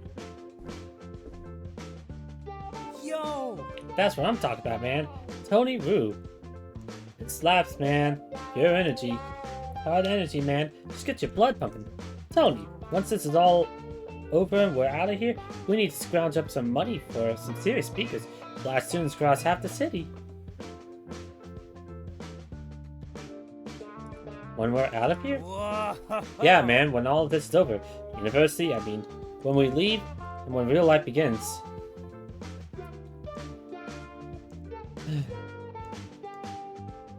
And we move into a huge apartment and make it our lair, right? Exactly that, Howie. Exactly that. The two of us against the city, against the world, against all odds, making it big in Yale Town. Just the two of us? Just? We're the dynamic duo, Howie. Sure, we'll hang out with other people, but I'm counting on you to be around and always have my back, man. Of course, man. Besides, you need me around. You'd be lost without me. You sure as shit aren't getting laid without me wingmanning your ass, you loser. I could get laid if I wanted to. I just don't feel like it. It's okay to not be that smooth. No shame in it, you just need practice. What, you're saying you think I can't flirt? Saying I know you can't. You need practice. You need experience. You need to get out there. To do what? Reconnaissance? Look, here's an idea. I propose a bet. Let me guess. You want to bet on how awful I am at flirting. Bingo. Called it. What are the terms? You head out into the hallway, find someone you like, and flirt. That's all. You do good, you win. You do poorly, you lose. Deal? What do I lose? Besides your temporary dignity, you'll have to suffer through a series of escalating I told you so's for the next week and a half. Sound good? And if I win? Well, the main purpose is practice, and brag rights, I'll let you have that. I don't know about this, Larry. You'll be fine. You got a buzz going. You're relaxed. Conditions are perfect. Worst case scenario, you'll get some much needed practice. Fine. Wish me luck.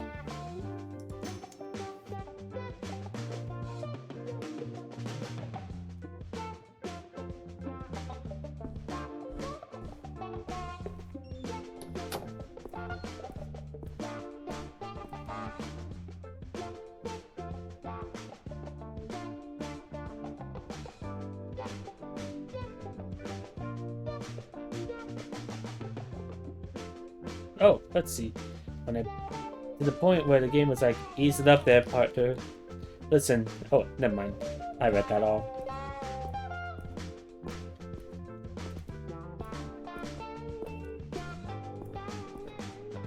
Hello, Niles. Ah. Howard. Niles. I heard you guys switched albums artists even. And you have your thoughts on it, don't you? Tony ruined the Tricksters? Too commercial for my taste. No depth, just a backdrop to dance to. They had like one good track on their second album, and that was that. Agree to disagree. Yep. Like your outfit. Thanks. Thanks. Makes you look like you know what you're doing. Oh. Are you trying to flatter me, Howard?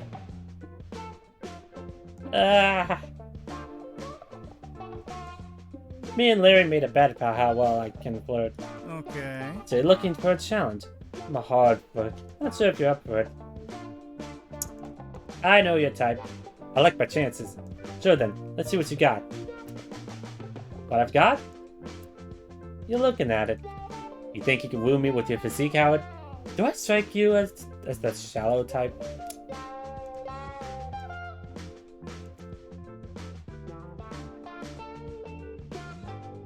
My brain is part of my physique. Your brain, sure. The goopy mess of gray matter doesn't necessarily get me going, though. I'm obviously not. It's a pretty sexy piece of gray matter. I'm obviously not talking about my physical brain. You better show me what you're working with starting now. Sure. Go on. Try me. Most of the people here are fairly predictable. You think you'd be able to surprise me?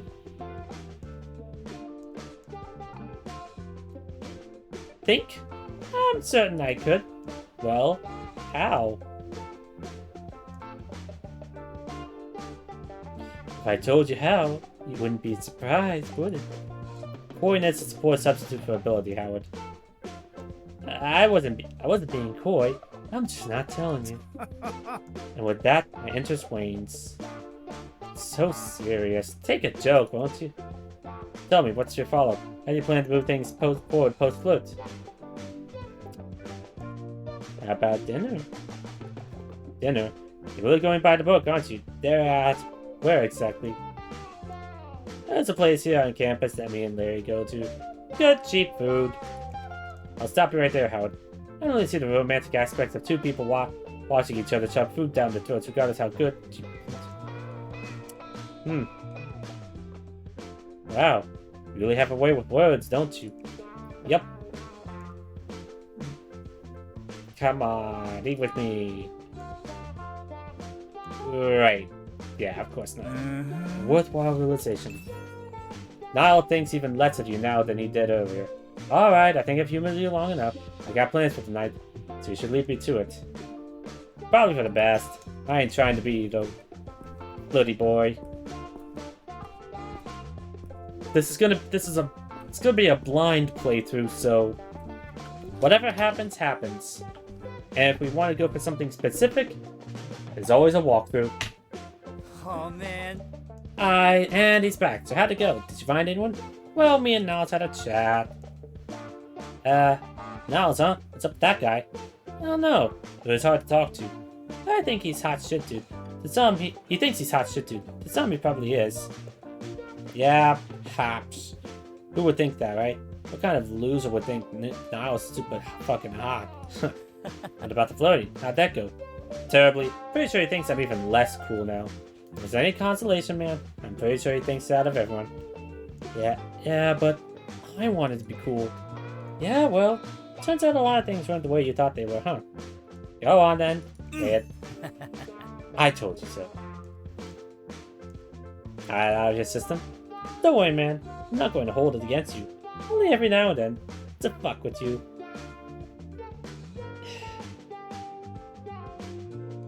Oh, nice. Another reason to be an anxious wreck. Hey, man, if nothing else, that was pretty funny. Thanks for going along with it. So what was all this about, huh? The flirting stuff? Just messing with you mostly. I also... Well, I want you to be okay, dude. I want you to do the things you want to do, you know?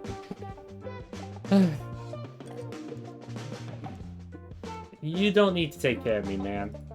Fuck that. Yes, I do. I look out for you, man. Because I know you do the same. Not all people have that. And few ever know they did until they didn't. What got you so worked up? I don't know, dude. Just what we talked about earlier. Times changing and stuff. Let's hope my flirting changes for the better too. Oh, Howie. There are some things in this world that will always remain constant. The ground, the sky, and your inability to get laid. Real funny. Pass me another beer, loser. We'll work out the stuff to drink, man. There's one thing left to do. Kissing cute boys. Fuck yeah. We're all up. No, getting more beer. Oh, getting more beer. But I want to kiss cute boys. There's a lot of cute boys in my chat. Hey! That's right. Come on, dude. Come on, dude. There's a guy I want to meet along the way. Sells cigs for cheap and has a bunch of other stuff too. Alright, man. Lead the way. And it could not possibly have gone any worse. You're fairly certain you're going to hear about this for the next few years.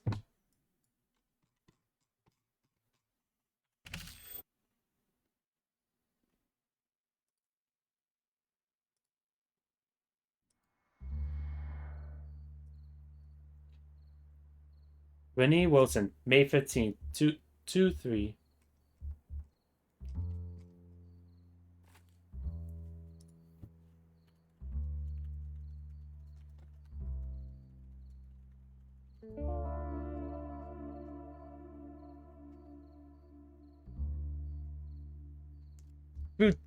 Food's on the table.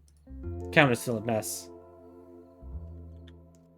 I can't just leave it like this. Luke is impatiently fiddling with the cutlery. He just got home from work and now he's waiting to enjoy the... I'll be right there. Someone just needs to clean up this mess first.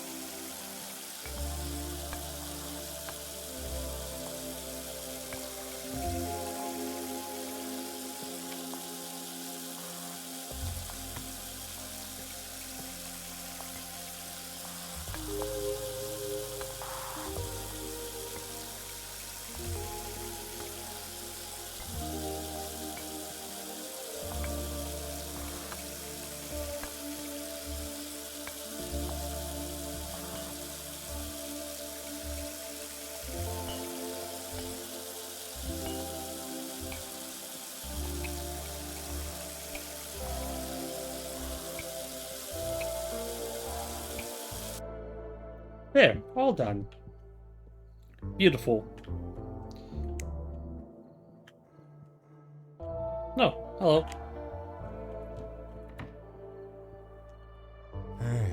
Hey, on, you all done? Come on, let's have dinner. It's okay, Lucas. Start without me. I'll join when I'm done. I'm not eating without you, babe. It's been a long, hard day, and I need you around. You can tell me about your day, too, alright? Hi, fine, let's eat. Great. Looks delicious, babe. Don't know why you keep putting your own cooking down. I think you're a great chef. I got a lot of practice. When are you going to start cooking? Me? Where there's no more need for policemen in the city, or whenever we're looking to get food poisoning. Whichever comes first. I know which one my money's on. That reminds me. Thursday night, Langley asked if we wanted to come over for dinner. How does that remind you of Langley? The little quips. Same tone you use when talking about my colleagues, or more specifically when making fun of them. In my defense, they make it very easy for me. So what did you tell him? I said, and I quote, my wife is pretty busy on Thursday evenings on account of her deadlines. To which he replied, he asked about Friday. I said the same. He said he had never realized people have time to write the newspaper every day. Or have to write the newspaper every day. I suppose that's a job too, he said anyway. I talked us out of it.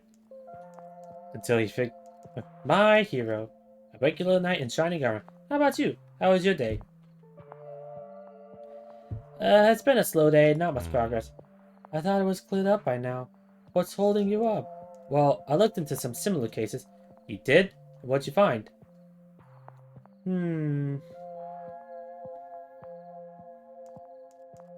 Fires like this usually only occur on West End of the village. Buildings there are older, aren't they? A little rougher on the edges. Seems reasonable that they'd be more of a fire hazard. Then why aren't there more fire stations in those areas? Probably a money issue? I don't know. 1 or 2 per district should be fine. That way everything's covered. Lucas is clearly not covered. That's the point. Well, what do you propose they change? They can't exactly predict where the fires will start, will they? No, but resources could go where resources are needed. I'm sure the apes are aware of it. It's not like they're letting people die on purpose. But they sure don't seem to mind it, do they? So what? The apes hate half the population. Is that what you're saying? Is it you just want them dead? It's not hate, Lucas. It's indifference. Indifference to the people of the city? You don't really believe that, do you? I think comfort breeds apathy. That's all. But not for you, apparently. What's that supposed to mean exactly? You know, it's not like you... You know what? Forget about it. No, spit it out. Look, I know you work hard, but you don't have to worry about making a living. You're not part of the system in any way, in the way most people are. And I think that's why you're being so judgmental, to justify why you're not part of it. No, I'm doing this because I want to stop this stuff from happening. And that's good. That's what you should be doing. But you're assuming the worst of people, and I don't think you're stopping to consider that some of these people are just doing the best with some really terrible circumstances.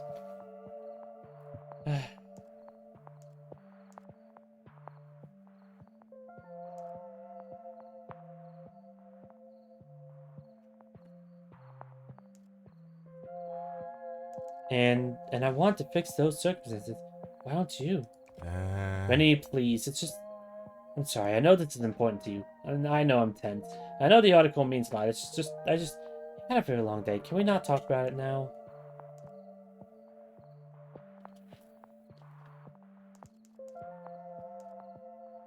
It's not about the article, Lucas. Yeah, no, I understand that. I get it. I didn't mean it like that. I just mean that this whole thing... You're obsessed with it. It's just all those people and that fire. I can't stop thinking about it. Honey, I'm sorry. I see what you mean. It's not easy. Never gets easier neither. But you can't let it eat away at you like this. What do you make all of this, then? It's like what I said back when you brought this up the first time. I know it's hard to grasp. I know it's messy and unsatisfying. But the proof is there, Rennie. What happened? Happened. That's that. I want to prevent it from happening again. Sorry, Rennie. Not much we can do to prevent things like these. We can only choose to how we react to them. Conflict comes and goes, like the weather. We can't control it. You can't blame me for wanting an umbrella in the rain. No, I guess I can't. Whatever that means.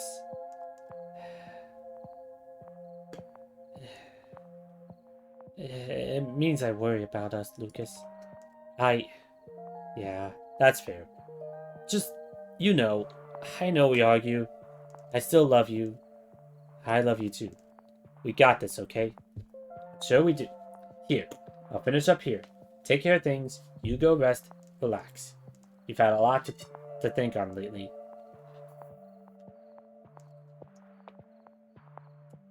I hope so.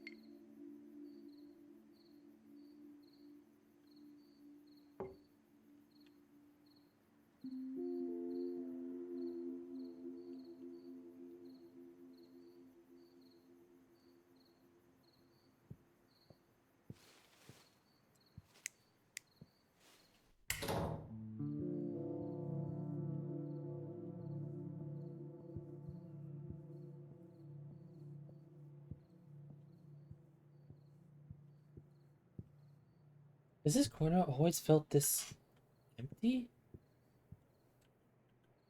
Neat and tidy for once.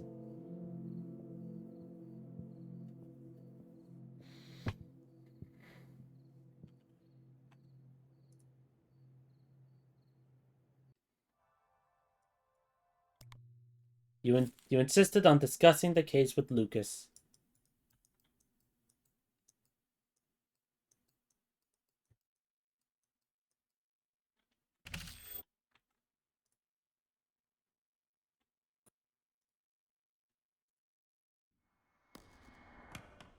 Eli, the dig site, August 21st. Eli August. Here goes. August 21st, still alive. Might have to stop writing that here on a daily basis. Artifact aside, I'm starting to feel safer out here than I do back home.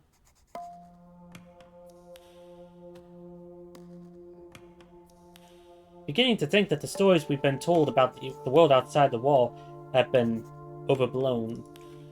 Maybe the threats have faded over the decades, or maybe they've been exaggerated out of an abundance of caution. Either way, I'm not afraid anymore. Hard to be afraid of what I now realize is an obvious lie. We have it hammered into our brains from such an early age that no one could last more than a few days out here. HQ clearly has the information to refute that narrative. Or at least they will once we get back. It's been a busy week. Lots of equipment to set up to prepare for testing. Everything seems to be running fine, but it's doing a number on our power grid.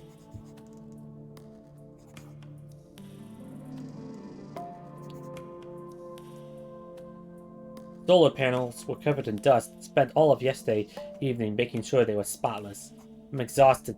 George is exhausted too. At the very least, it's done. We've already made a schedule for the next testing. We'll only need the extra equipment for a few days, I bet. It's decent machinery, too. Very expensive. George says HQ rarely entrusts this kind of top-shelf equipment to guys at our pay grade. I have to wonder why. Ever since we told them about the artifact, HQ has been especially cold. They weren't exactly chatterboxes to begin with, but their tone feels much colder now. All we get are the barest of instructions, devoid of any emotional empathy, almost as if they're keeping us at arm's length. My first week as a lab tech in Science City, I thought it would be fun to give names to our test subjects, knowing how things would turn out. Most of the names were people with whom I had an axe to grind.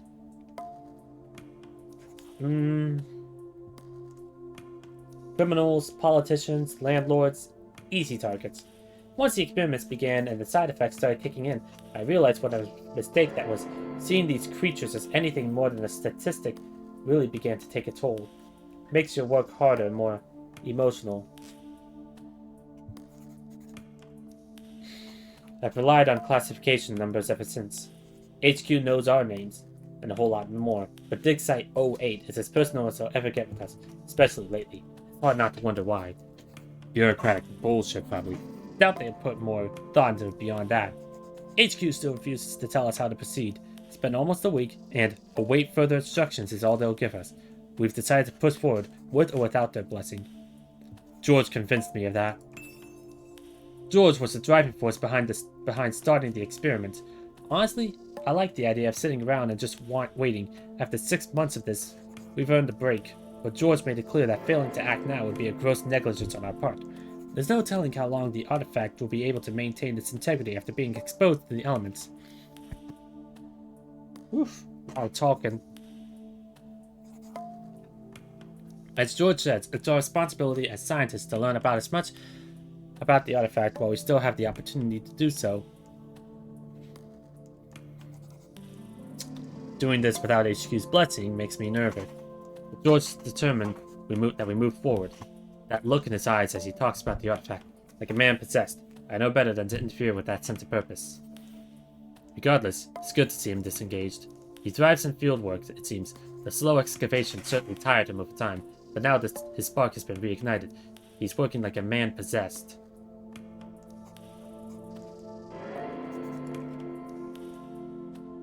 In our first phase of experiments, George and I will be testing the artifact to see how it reacts to other elements. Given its unpredictable nature, George and I will be taking every possible precaution at our disposal.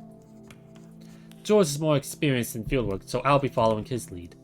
George doesn't want us to entertain any theories at this point, as he fears it will cloud our judgment. His main concern is figuring out the chemical composition of the artifact and using that information to trace its origins. We'll see how fruitful that endeavor will be. Oh! Maybe. Given the artifact's unpredictable nature, George and I will be taking every possible precaution currently at our disposal as we move forward. Let's just hope our luck with the elements will continue. That's all. Time to get to work.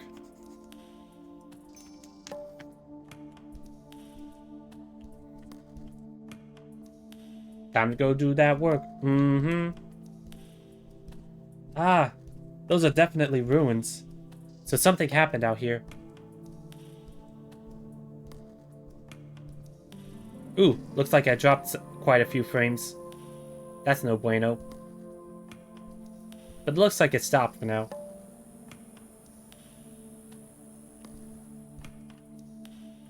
I remember asking what we needed a full chemistry for. That for. Now we know, I suppose. Okay. I need to use the bathroom, so I will be right back.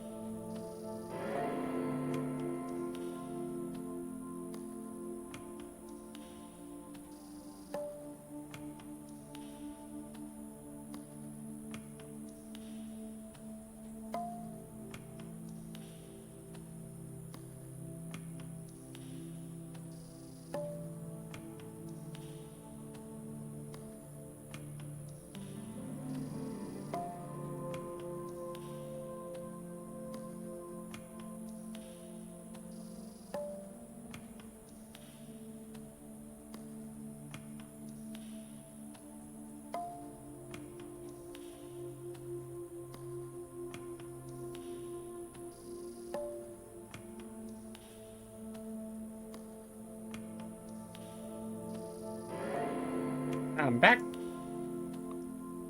There we go. Here, take this. Is this what I think it is? A sample. A small one, but a sample still. Managed to cool it down a little bit. Wiggly little bastard. Let's not give it a personality. For all we know, it's just chemicals. Takes the edge off though, doesn't it? Go on, you can call it Bobby. I'm not calling it Bobby. Joshua is fine too. George, enough. Suit yourself. We need to get started anyway. You're still certain this is the best way to move forward? Way I see it, we've got a sample to identify and a ton of equipment to do it. It only seems natural to begin applying the scientific process.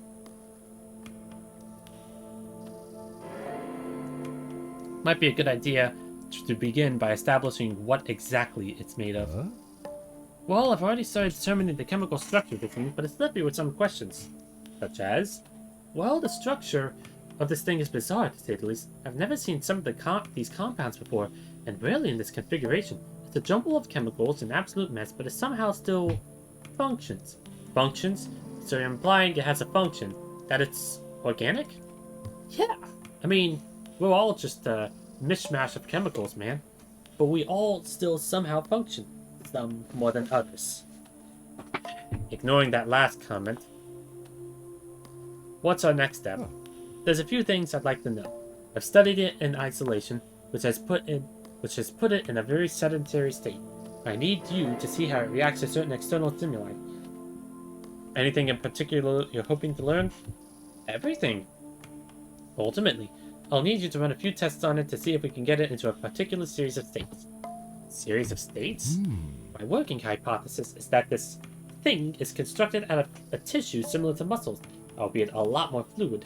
In its resting state appears to be wet, relaxed, and in a mostly liquid form. That makes little sense, George. I think it'd be best if you see it for yourself. Try to change one of its properties individually. See if you can make it wet, relaxed, and solid. Leave the rest as is. I've got a few questions. Shoot. Can you remind me what the chambers are for again? They all have instructions on them, man. It's not hard to figure out. You've got the temperature chamber on the far left, then the humidity chamber, and finally a chemical station that's set up just before you got out of the temperature chamber. That's what it sounds like. Freezes and heats the sample. I hope you dry it out, melt it, freeze it, or mellow it out. Likely with the cooling spray. In the humidity chamber, humidity and corrosion. The device has a built-in salt spray for agitation and a tank of distilled water for humidifying. And the chemical station?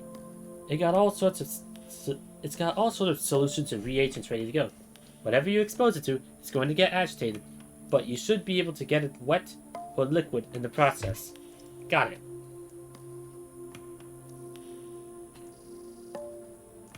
Alright.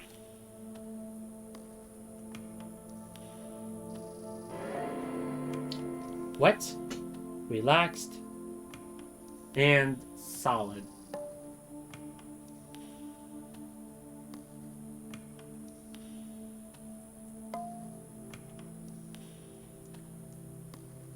Anything else? Anything I should remember? Well, due to the nature of our equipment and the sample itself, testing might be difficult. Any given test will most likely affect the sample in multiple ways. You're going to have to get creative with it. Creative? Not your forte, granted. Try to make the changes cancel out each other. If you got something wet, relaxed, and solid, and one of the chambers would change it to be agitated and solid, you'd end up only changing one property of the sample. You understand what I'm saying? Completely.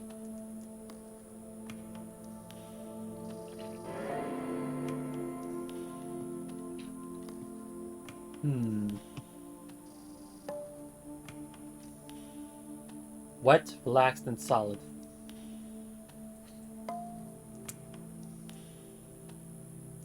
Where should I start? Well, if I were to try to solidify water, I'd try to freeze it. Is that helpful enough, my fellow scientists? Yes.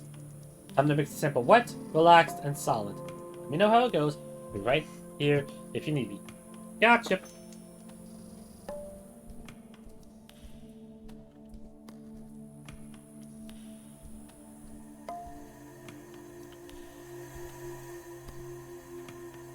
A series of aluminum cans marked coolant. Based on prior research, spraying the sample original state, wet, relaxed, and liquid. Okay.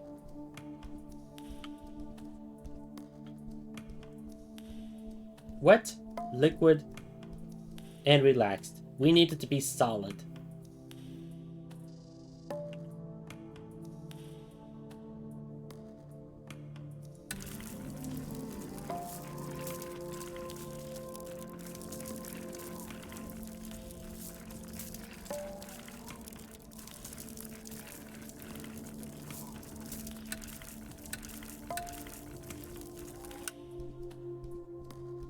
Where's the sample?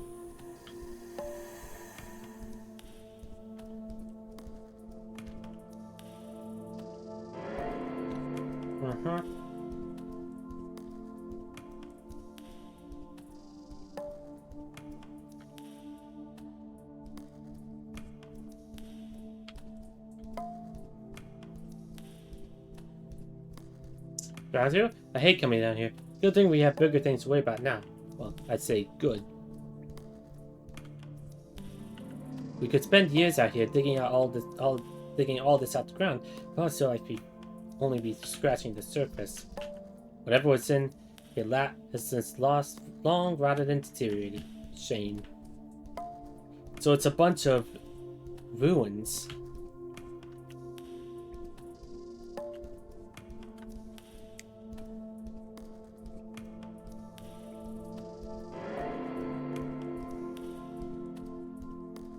Okay. So we need to find the sample now. So, wet, liquid, and relaxed.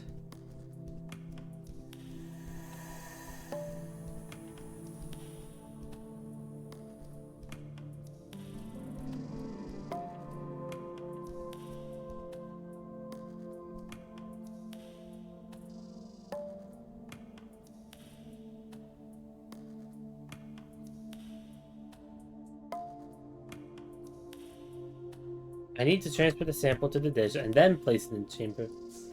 Okay.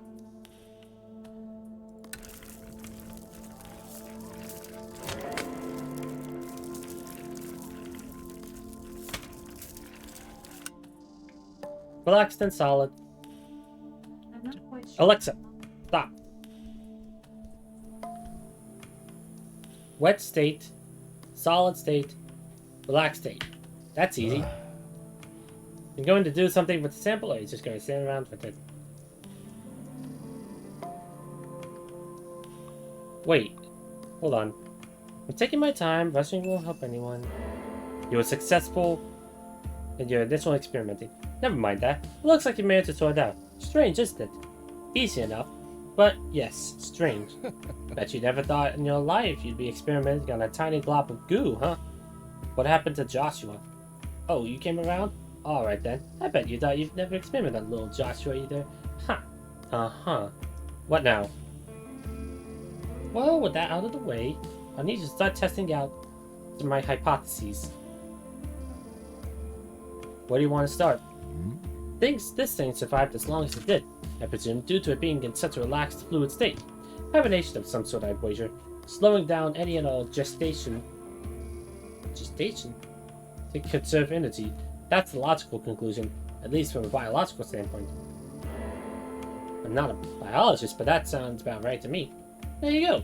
The question then becomes how we can push it, how far we can push it, and I think this thing is capable of taking whatever form it chooses. You want to subject the sample to more extreme elements? Within reason. Under ordinary circumstances, I'd be a bit more wary, but this seems to me like a crucial step in determining exactly what we're dealing with here. A risk we're willing to take, you mean? Exactly. I'll need it dry, agitated, and solid. Get to it, Eli. Okay, dry, agitated, and solid. Alright, let's give this a try. So, we need it in a dry state, a solid state, and an agitated state.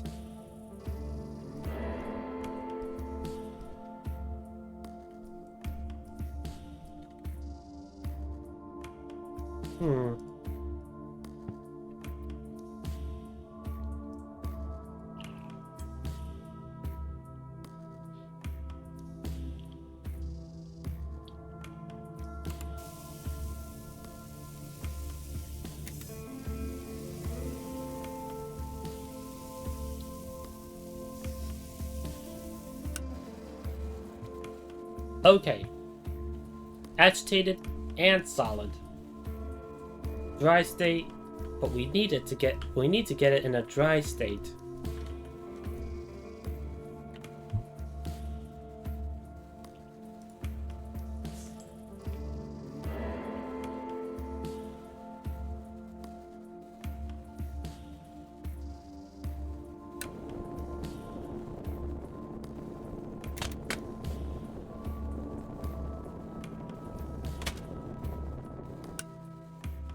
Okay, so it's liquid, dry, and wet.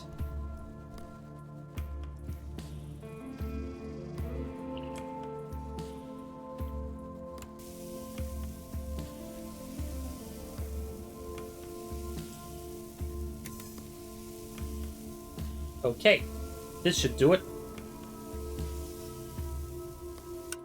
There we go. Agitated sun. We did it! Aren't you hot in that hat, Eli? It's scorchy today.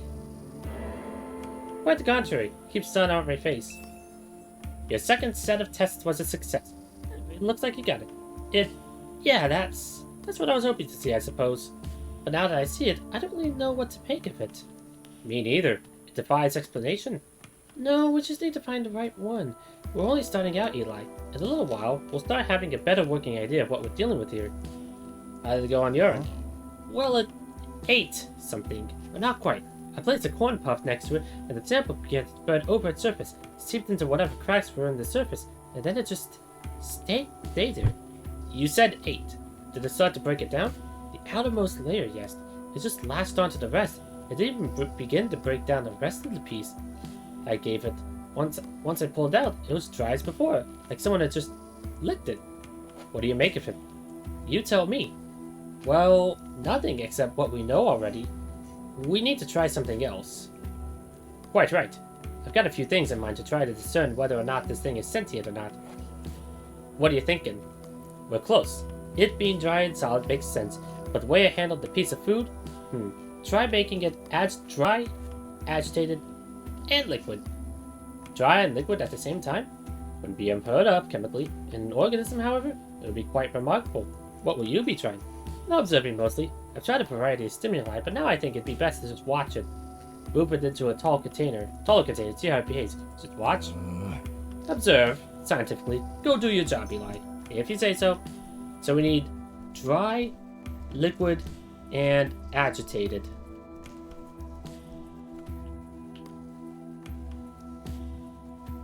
These are chemical equipment, not too familiar with it, but it should agitate the sample at the very least. This should heat up this. Okay.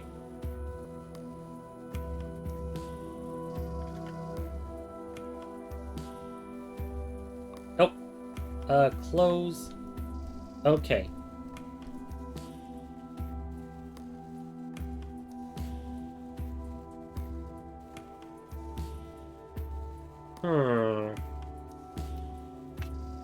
So we need it to be dry, a liquid state, and agitated.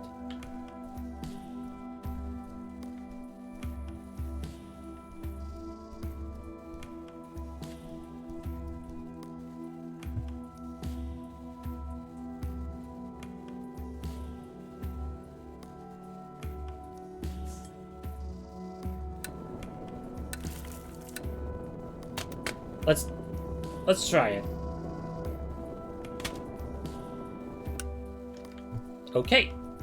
We did all three. Let's go back. I'm taking my... Your final experiment was a success. Anyway, I see you made progress. Anything out of the ordinary this time? Nothing. It boggles the mind to see it this malleable. I see what you mean. But to adapt this readily, well, it certainly looks like our hypothesis was correct. What exactly have we learned then? That it's an organism. Alive. We have to adapt to this discovery. Storage safety precautions, feeding possibly. Thanks Shepard, I managed to convince you to start the test today. Imagine if we have kept it for much longer without knowing what it was. We still got more work to do. Let's not celebrate too early. That's the Eli I know. But sure, yeah, you're right. Not really sure I'm in the mood for celebration regardless. So what now? Right. Well, as it stands, I got an achievement. State of affairs. Now we're doing science for real. Well, as it stands, we've got a living thing on our hands. Some type of potentially sapient organism that was buried underground for Shepard knows how long. Are there others out there? But where did it come from? Besides a hole in the ground, I'm not sure. The space we found it in was pretty sparsely decorated. It was sealed in a metal pod. Why? Certainly didn't trap itself in there, so someone or something placed it into a container and sealed it away. So who? No idea. It's eerie. I'm not entirely sure what happened to them either. Never heard of a civilization outside the walls. What would they survive on? Rocks and sand? What could have happened to them? How come we don't... What could have happened to them? I don't know. All I know is that the two of us are stuck out here in the desert along with a pot of creepy black glue that was locked away 5 meters underground in a bunker, and we just found out it's alive. And it eats things. You think it's dangerous? I think we should take precautions, if that's what you think. You don't have anything else to add? Listen, I wanted to conduct the experiment. I was excited about it, and I'm concerned and stressed out, and I'll take any conclusion you may have. Go on, hit me.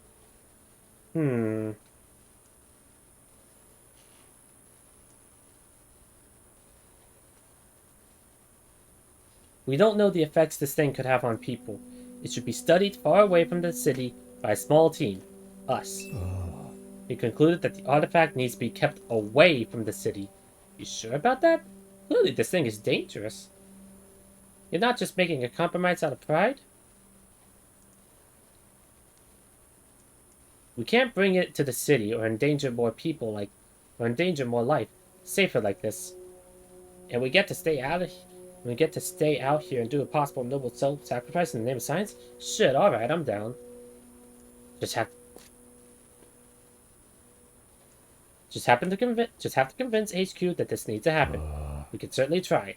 Look, man, this has been a day and a half. You mind marking down our progress and conclusions in this research ledger? I think I need to clear my head. Sure. Where is it again? Should be in the tent. On the table. Sure thing.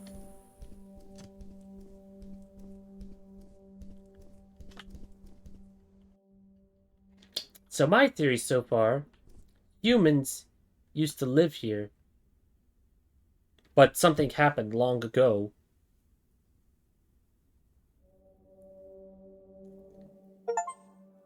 Act 2. You and George agreed that the artifact should be kept contained in a secluded location and studied by a small team of experts in order to minimize the risks. So kind of like with Brock? I guess so. Yeah. Seems like a bit of a common trope with these furry games. Humanity died out many, many ages ago, and anthropomorphic creatures rose up, and took their places.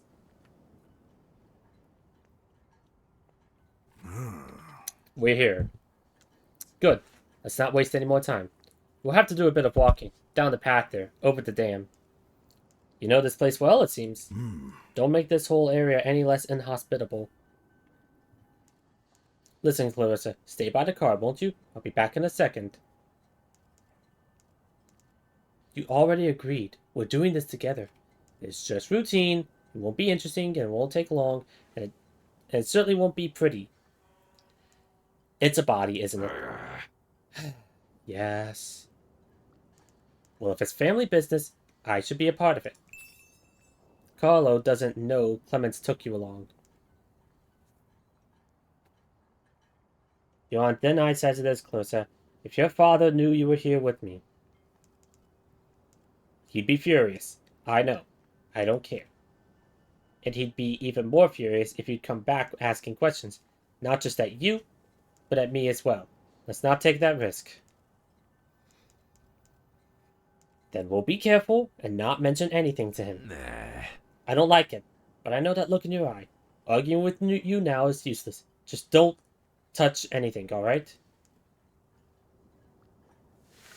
We'll see. What happens, happens. I suppose so. One last time, Clarissa. Are you certain you don't want to stay here? Yes. Now let's go.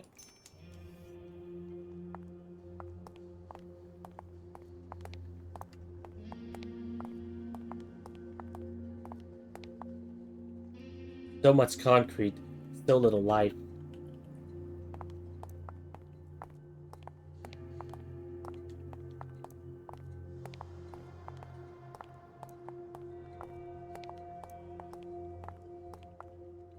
Empty bottles of whiskey and stale, dried plastic.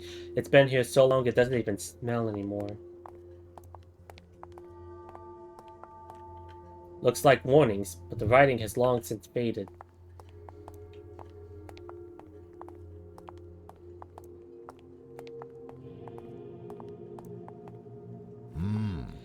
So, we usually refer to these things as, well, cleanup.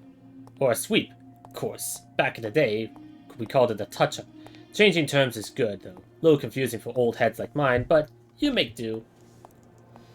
So the terminology changed, but the work remained the same? That's about right, yes. Of course, some things always change. They get more difficult. Experience counts for a lot nowadays. You're saying you've got plenty of experience? Well, yes, not necessarily by choice, but some things just need doing. You pick it up as you go. Figure out how to do it quickly and thoroughly. Can't be the only one on cleanup detail. You're an expert. Is this a particularly delicate job? No, there are others and, well, possibly. The truth be told, I wasn't told a lot about this one. You usually don't need much of a briefing with my expertise. Alright, so what do we know? Not much. Got word from one of the other capos. Told me it was cleared from with your father. All I got was location, and well, that's usually enough for me. You got curious? Sometimes I am, but usually the scene is pretty self-explanatory. What happened? Maybe. What about the no and why? There are rules, a hierarchy, a system. Once you've been in the business as long as I have, you learn to trust that process. Trust that people are doing their best. What if someone isn't doing their best? Doing the opposite even? They're talked to, set straight, reprimanded by someone in charge. Whatever seemed necessary. And who decides that? What are you trying to say, Clarissa? They know you don't tend to ask questions. What kind of work does that leave you with? Hey. Clemens is thinking about what you said. Ooh. Let's get going, alright? We can talk more on the way.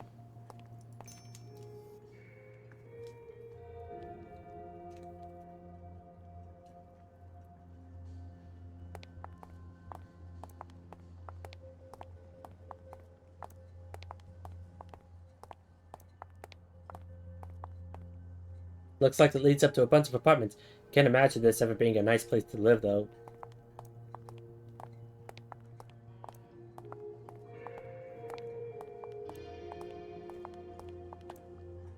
The seats are stained. Some type of stale black liquid.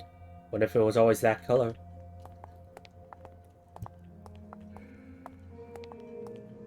Still in decent shape. Good to know that after we're all dead and gone, plastic and rubber will live forever.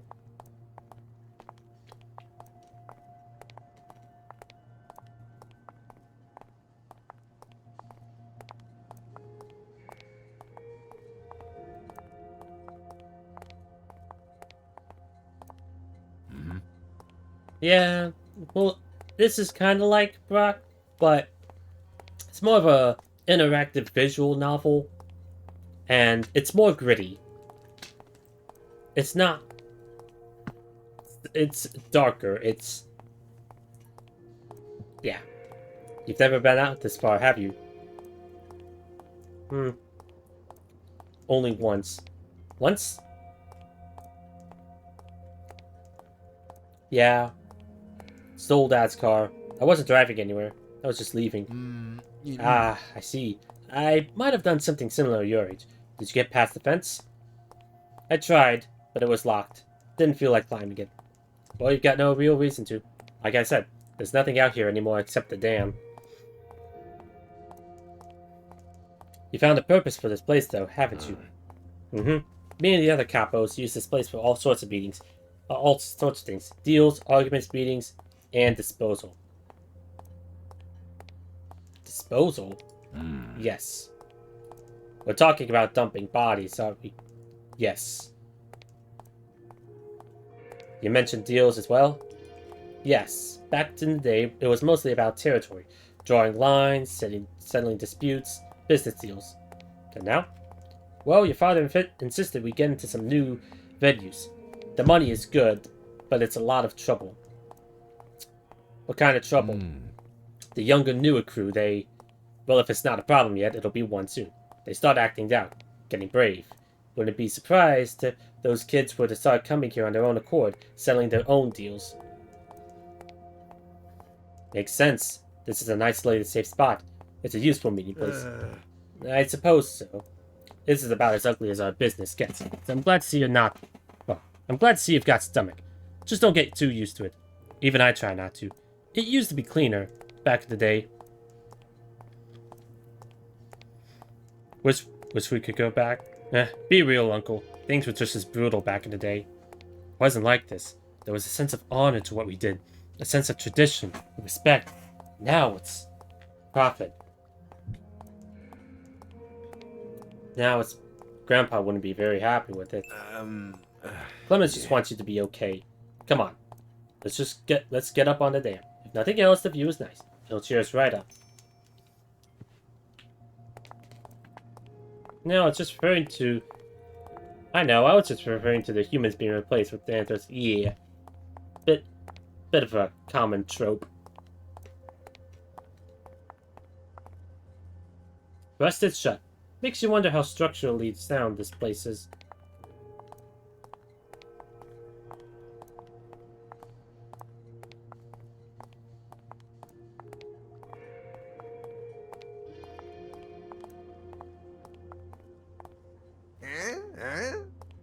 Told you, didn't I? You can see real far from here.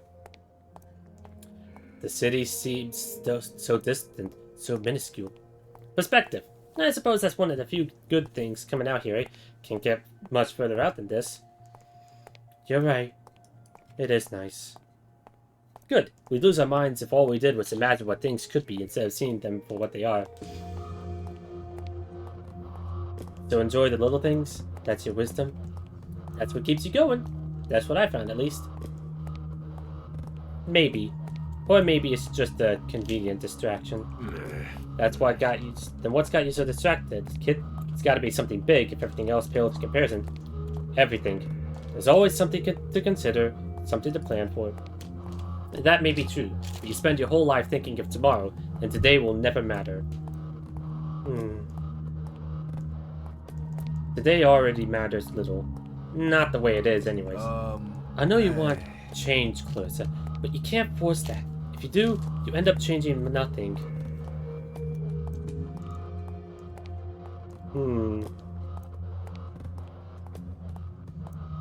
Doesn't mean I won't try. I see that. Come on, we're almost there. Just down these stairs now.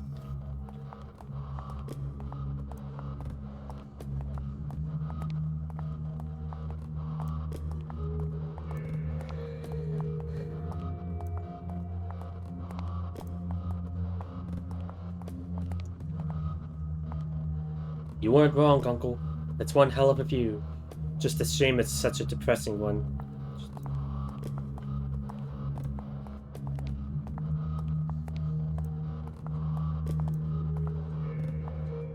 Not sure if that's the city in the distance or just more of this.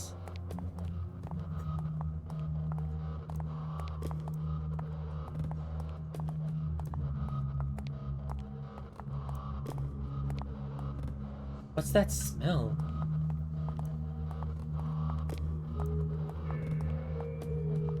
There it is. Below the pier, soaked in seawater and partially covered in kelp, rests a cocoon of rags. The concealed content betrayed by tufts of fur and skin sticking out between the wrappings. Look closer at the body. A thin, frail hand sticks out on one side. On one end, 2 feet, mangled and twisted, and on the other, you glimpse a young face. What little you see of the eyes are glazed over and still. The features are delicate, pale, lifeless, and distinctly feminine. This is, or was, a young girl. Examine the body. Even after being subjected to the elements it tossed around, it's clear to see that the body has been wrapped with little care. Loose ends washed up against the rocks make it clear that only a select few of the wrappings hold the body in place, around the shoulders, arms, and waist. Look at the feet. The color of the fur has faded, but the shape and contortion of the feet seems, even from a distance, unnatural and painful. She's what, Uncle? Go on. Tell me. Just a kid. Just a little girl. What happened here? We're going back to the car. Now. Yeah. Alright. I don't like this. This is bad. Bad news bears. Careful how you step, Clarissa. The dam is opening.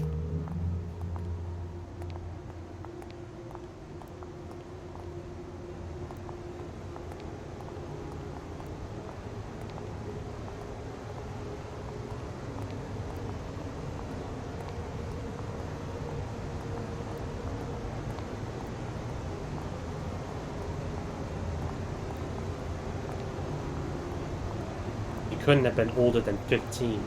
16.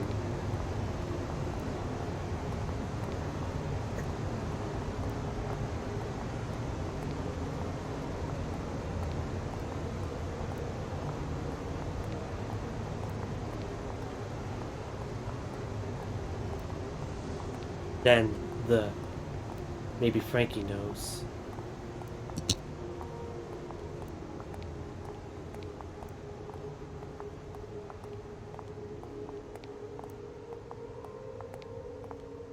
One sec, gotta clear out some Discord notifications. And done. Oh, and Discord too.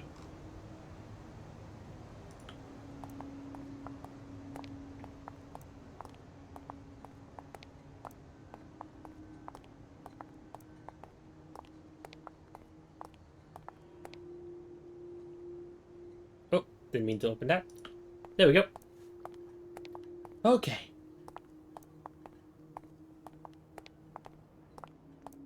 Shepard, it wasn't always like this.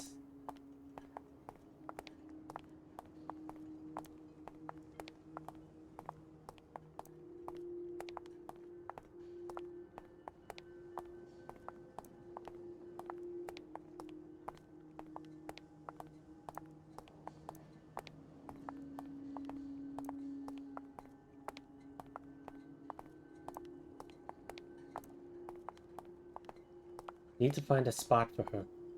Somewhere.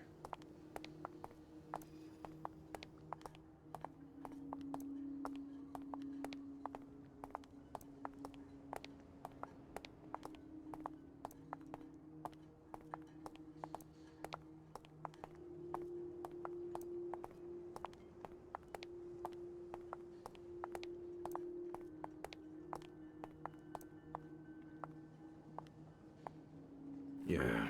Stay by the car. Why? Why are you acting like this? Clarissa, stay by the car. Wake up, Clemens. These aren't the good old days anymore. Clemens doesn't believe change is possible. I know it's hard. I know it's tough. It's always tough. But you're young. You're angry. It will pass. Maybe. But when? A year? 2 years? 20? I'm done waiting, Uncle. Just what do you propose to do? Waltz into your father's office and ask nicely?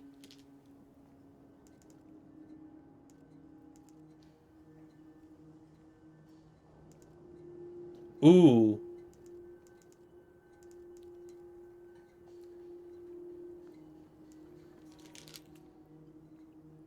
No. I'm going to waltz into his office and kill the son of a bitch. Clarissa, you're not thinking straight. You're all worked up. Seeing a dead body does that to you. Let it go. I can't let it go. I won't. You... Give it time. Compose yourself. Don't let your temper get the best of you. All I ask is that you think about it. You know I'm right. If not now, then with time. I'll think about it. I won't promise anything. But I'll think about it. For now, I need to take care of that body. I'm coming with you. No, you're not. Stay here and cool off. I'll be right back. You could use my help. You know that. That doesn't matter. You don't need this right now. Shit. I don't need this right now. You have to cool down. End of discussion. Alright. Enjoy your touch-up, old man. I'll be right back.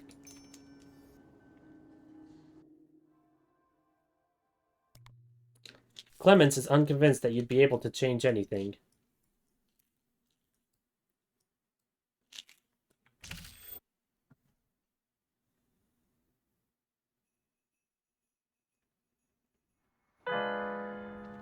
Howard Loder, 3rd year, Gastown.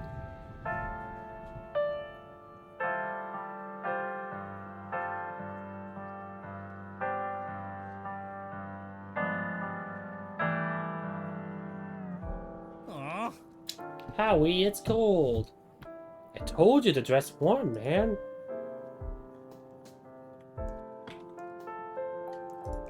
And I did. And I'm still cold. We'll head back to the dorm in a minute, man. Don't worry. And what exactly are we doing before that again? Taking pictures. Alright, for your final project. Well, let's try to do this as fast as possible. I got a lead on a place in Yale Town that could be perfect for us. I figured we could swing by on our way back. There it is. The ulterior motive. It's not an ulterior motive if it's for both of us. I just want to help you finish this project so you'll stop putting off our hunt for an apartment. We need to settle on something fast before all the good ones get taken. What if all the good ones are already taken? We'll just have to take one of the bad ones then. Just know that anytime you complain about the place, I'm going to remind you it's your fault for dragging your feet. Let's just get back to taking your pictures, alright? Yeah, sorry, it's just... sometimes it gets me nervous. Let's get back to it. So this final project of yours, where do we start? I was honestly thinking... right here. Points to the clock. Grandfather's steam? Sure, that's it though? Just one snap and we're gone? No, I think we need more than that. Some surrounding shots to build the mood. Show off Gastown for what it really is. What do you have in mind? Plenty of characters here. Stories they can tell. They make for great pictures. That's settled then. Where do you want to start? Let's start with Grandfather's steam, the clock. Yeah? That case, it looks like we might have a problem. Did you get a good look at the clock yet? I noticed. Looks like one of its hands is missing. Weird. Think it fell off? By itself? No chance. Something or someone must have broken it off. You think? What a weird thing to steal. What now then? Let's investigate. I guess so. Ready to go? Just, for no particular reason, can you... Oh, wait. Ready?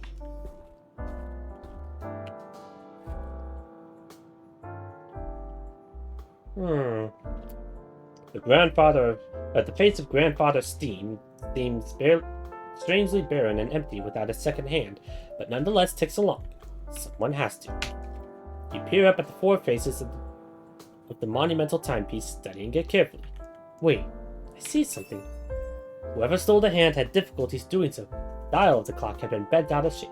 Whoever or whatever pulled it out lacked the sufficient strength to snap it off immediately. It's been pulled out. Interesting.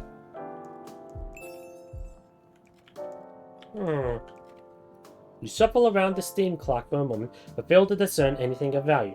The theft was recent. The fact that it hasn't caused more commotion yet proves that much, but evidently long enough to go for any tracks of snow to be stomped down. Bummer.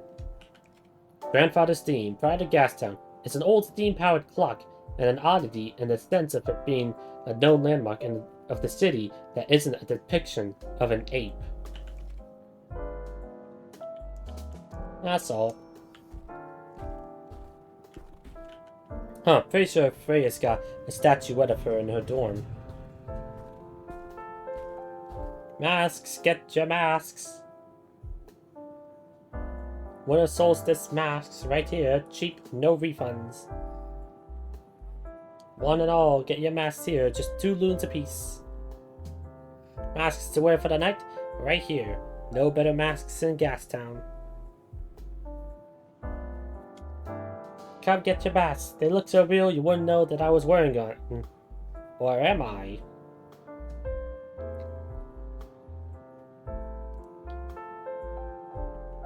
If I was a god, I think I tried to look less creepy. Man covered in snow. Are you okay, sir? Who's to say, boy? You? I'm not entirely sure, I suppose. Depends on how the remainder of the day plays out. But if you're asking if I have any pressing needs, then no. I'm perfectly content. Want me to brush off that snow off you? Oh, of course not. That would defeat the whole purpose of this little game I'm playing. What's the name of the game? The Talking Popsicle?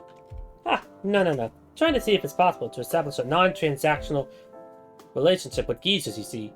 Non-transactional? Well, you see, every day for the past few years, I've been coming out here to feed the local geezers. I felt like we had established a rapport of trust, but the other day I forgot to bring my trusty seed bag, and they looked at me like a common stranger. It's then that I realized maybe I've just been a middleman to them all along, a bag bearer. Maybe they think you and the bag are one and the same. Without it, maybe they didn't recognize you. An interesting hypothesis, and one not too far from my own. That's why I've hidden the bag, you see, and staying as still as is physically possible. And why exactly are you staying still? Well, I've seen plenty of geezers establish bonds with inanimate objects when there's nothing for them to gain. Statues, bike racks, fire hydrants. So I'm trying to discover if it's possible to develop a similar bond. What are you hoping to get out of that exactly? Sounds like you need a job. You said a bad word. I certainly don't expect to be writing any important papers on it if that's what you're asking. It's interesting enough in its own right to think about geezers and their perception of the world, don't you think? Sitting here, motionless and observant, it's a pleasant enough deviation from my normal routine. That's weird. Perhaps it is, but it occupies the time as our conversation is now. Welcome to curiosity. Let me guess, a student? How'd you know that? Your voice. Youthful, yet to be marred by the realities of life. I'm guessing you're here for the purposes of an assignment, either creative writing or photography. Are you a psychic? Ha! No, just an old teacher who knows it's finally project season, and the particular qualities of Gastown tend to attract students looking to take advantage of its extremes. So I was right. What kind of student are you? Photography student. Thaddeus Rocker. I taught a few buildings down over yours, you see. The Chauncey Billingsley Department of Physics. Oh, no. I was wondering if I could ask you questions. Any idea what happened to that clock? Oh, yeah, it's a specific hand, isn't it? Any idea who did it? Suspects a woman and her daughter. Oh, come to think of it, I did hear this young mother whispering something to her child about the clock. Didn't want to make assumptions, but it seemed a little off. Do you know where she went?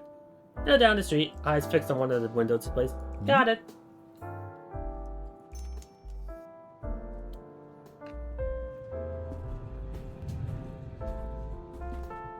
Sean, where's the carrot? We're almost done. Don't matter. Some copper is going to take it all down before tomorrow morning anyway. No way. We built it too sturdy for that. They need, like, big shovels and hammers to knock this one over.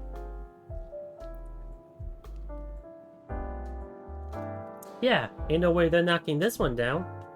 Actually, let me check the weather outside. Then it'll just melt. Point is, it won't be here tomorrow.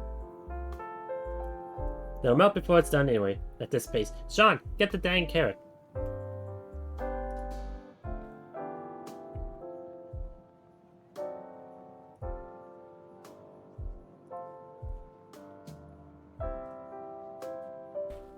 I wonder what it would be like to stay at a hotel.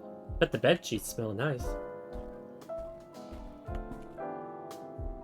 Got thrown out last time I tried to take pictures in here, because they really don't want anyone taking pictures of their clientele. Wonder why.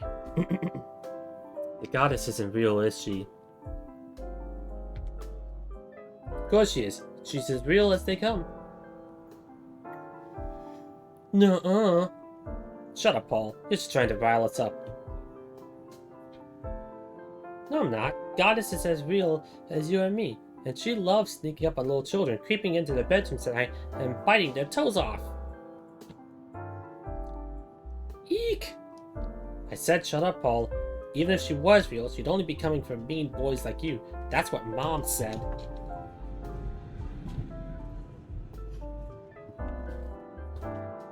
Pricey. You could buy an apartment for less than what this place would charge you to furnish it.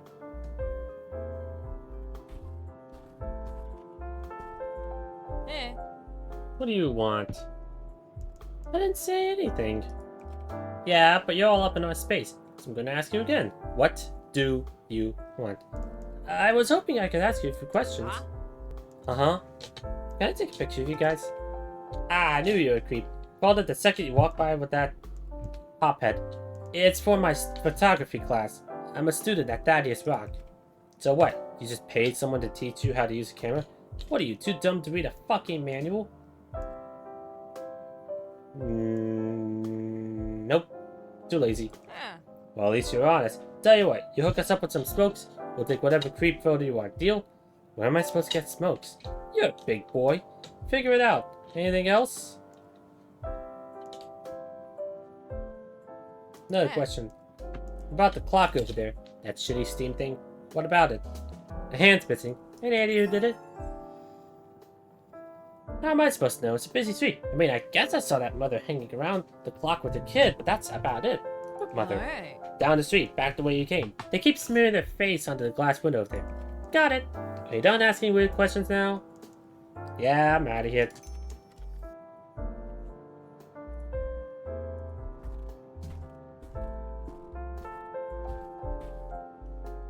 That's a lot of booze. Somehow I thought they got a student discount on beer though.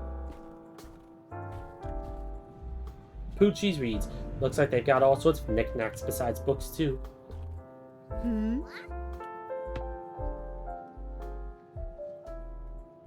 Oh, Leona, please don't pout. Maybe Mama will be able to buy you a toy next solstice. Or the one after the next. Now let's head home. It's a long way back to the west end. Excuse me. Excuse me. Are you eavesdropping on me? Eavesdropping? You were speaking very loudly. Oh, I'm sorry. It's my little Leona disrupting your otherwise perfect day. It must be such a burden to have to acknowledge a struggling mother who can't afford to buy a simple toy for her baby girl. These aren't simple toys. They're wildly overpriced. Probably because this is the wealthiest area of town. Oh, I suppose you think my daughter and I shouldn't even step foot outside our little hovel in the West End? Can't have us poors upsetting the gas down gentry with our tattered rag, can we? I'm sorry if I made you feel unwelcome. You think words are going to make up for this? Words are cheap. Words are nothing. If you really want to make it up to us, go in there and get my daughter a nice proper toy. And don't forget the receipts. I can't afford that. I'm just a student, and a poor one at that. A student, I suppose I should have guessed from the clothes.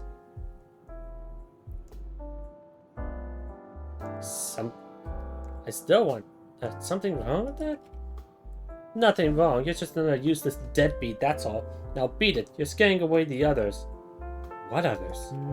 Ugh, never mind. Just leave us alone if you're not going to be a help. Wait, I want to ask you a few questions. Yeah? What? About the clock over there. A hand's missing. Any idea who did it? Who cares? You're obsessing about some clock no one cares about. Meanwhile, my daughter's about to go on another winter solstice without so much as a trinket to mark the occasion. Why don't you look into that instead? You have your priorities. I have mine. No, I want more about the clock. Okay, let me read this. Maid claims she hasn't seen anything. Yeah. Okay.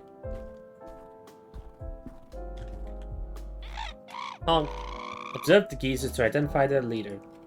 The geezers seem to have got... Surely they have a leader, though?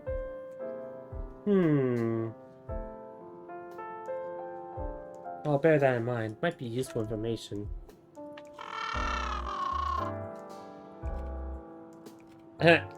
This is funny.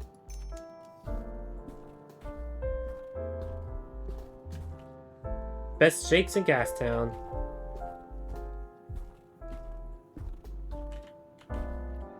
The mannequins in there are better dressed than I am. Lincoln! Surface entrance is out back. Is that your standard greeting for my kind? No offense, kid. Our kind doesn't have business in this neighborhood unless it's, well, business. Wait!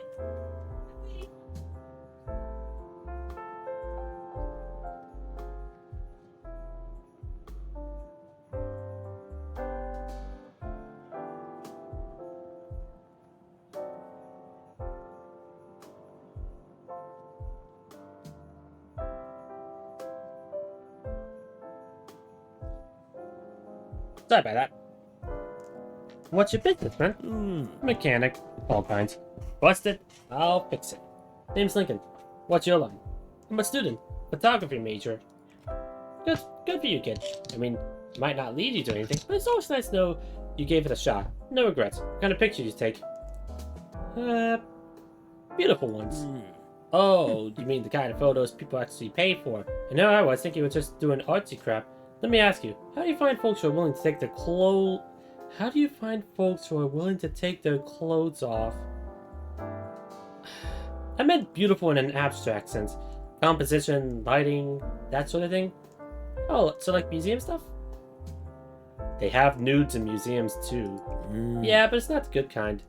Anyway, I was wondering if I could ask you a few questions. About that clock over there. One of the hands missing. Any idea what might have happened? Hard to say. A lot of people come by. I did hear some woman whispering something to a kid about the clock though. Might be worth looking into. Can't you just fix it? Nah, that's a city clock. Any work on that has to go through the proper channels. The whole process takes 2 to 3 months. But once it does, ka-ching. I ain't clever, but I'm not dumb enough to fix it for free. Figures.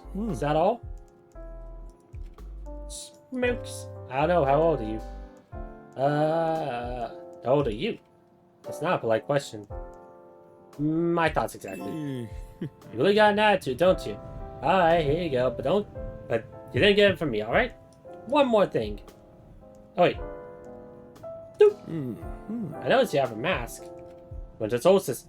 Folks around here usually eat that shit up. Oh. More than just tight. Oh, yeah, yeah, it's, I mean, I'm not trying to be mean-spirited here. It's, if anything, it's a celebration of your kind. Exactly how are you celebrating my kind? Just picking it, you know? I mean, they had all kinds of kind down at the costume shop. Doesn't it say something that this is the one I chose? Just kind of curious why I picked raccoon. No real reason? Alright. Maybe next year I can wear a mask of my own kind. Yeah, no one would suspect it's me under something like that. Just having a bit of fun. Talk to you later.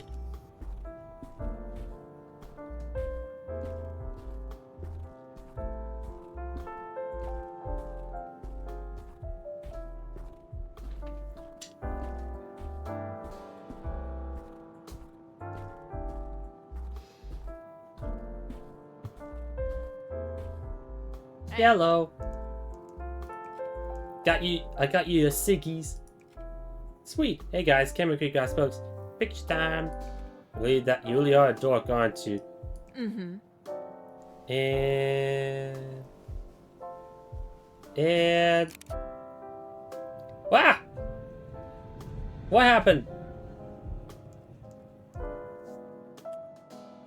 Oh god, that actually messed with this. Wait. Oh shit. Yep, I'm deleting the VOD. Yep. VOD is going bye-bye. I won't. Whatever. We're done here or what? Yep. Actually, now that I think about it, might be a good time. But once I finish this, might be a good idea to end stream. Pick this up another time. Paco. Hello there, young man. I see you're not wearing a mask. It's winter solstice today, aren't you? Don't you know? I'm aware. That's why I'm out taking pictures. Pictures? On this holy night? What of exactly? Grandfather's theme. Is that some sort of symbolism you're trying to achieve? Pictures of time on the darkest night of the year? Oh, nah, it just looks cool in the evening. So you've come to warm yourself by the fire? It's kind of nice, actually. This is the flame of the shepherd, my boy. The start and the end of all things. We are made by fire, and we die at the flame. This warmth is what sustains us. The love of the shepherd. Say nothing and warm your hands. You see, many seek out the comfort of the shepherd without wanting to devote themselves to him. They think it's a comfort given to them, but no, it has to be earned. Earned how exactly? Like I said, by devotion, by living a virtuous life, following the tenets of this scripture, and by singing his praises. Aw, shucks. My doctor says I'm not supposed to have tenets. Don't get cute, big boy. Prayer, of course, is a fine start, but the true core of devotion lies in keeping the shepherd and his teachings in your mind and heart at all times. Then I'll just do that later. Let's see. I was actually hoping to talk to you. Any idea what happened to the clock? It's missing a hand. Do you see anyone fiddling with it?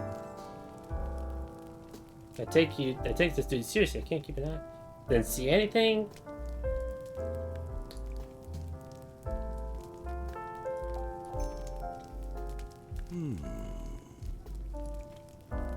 Picture of me in the dark, man. That's fine.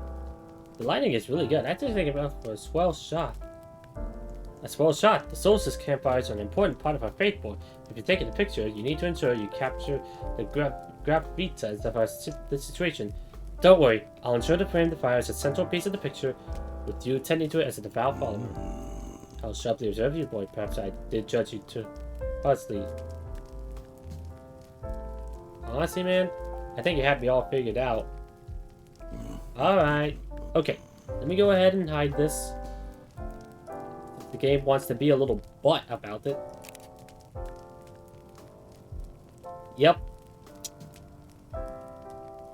VOD is getting deleted. Hold on, I confess, I'm not too familiar with the art of photography. Don't worry, I'm very talented. Very well, come by the church up the road when you have developed. I should like to see it. I should think you do. See ya. See ya.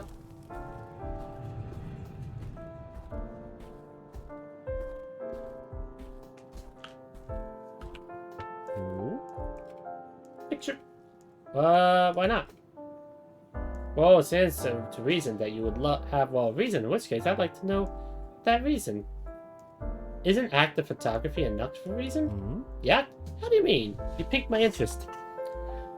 The reason? The reason is born during the act of photography. Its quality is only known after the picture is taken. Never thought of like that before. I suppose that's why I never lectured on the art. Say, very interesting. Shoot away. And hide it again.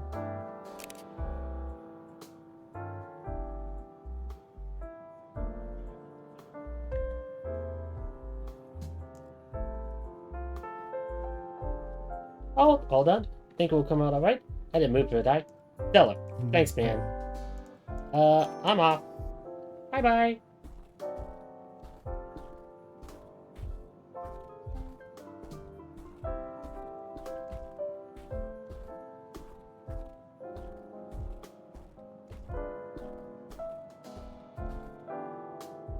Poochie's reads. Looks like they are.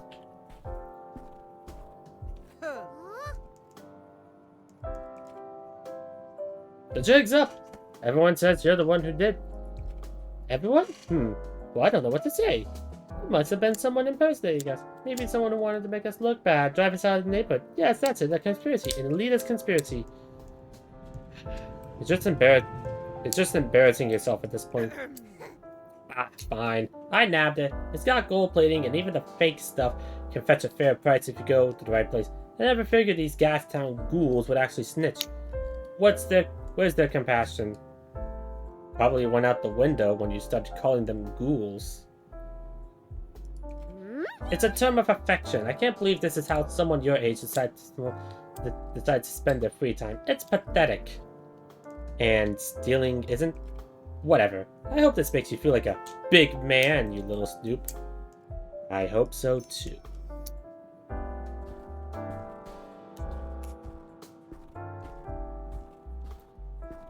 That was easy.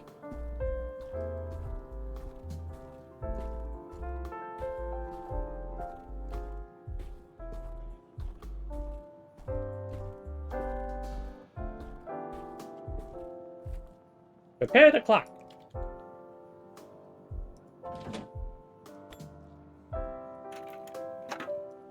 Hey! Once the hand is clicked into place, it pauses briefly before once more picking up the pace and ensuring the passage of time continues unfettered. Good to have you back, Papa. Ah, yeah. There it is, all fixed up. All ready to tell the time. We did it, man. What a weird thing to spend an evening on. All that matters is that we got to hang out, Larry. Got to hang out. We spend every evening together, man. Usually, anyway. You going to take a picture of that clock or what? And hide. Hide the game.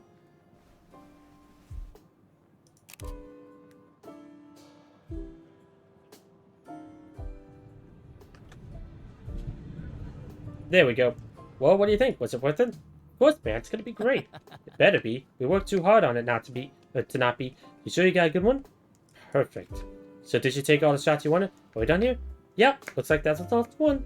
Oh shit, really? I guess we are done. Larry, there's something I want to talk to you about. That whole ordeal with the hand. What did you make of it? No, Larry. Something else. Yeah, what's up?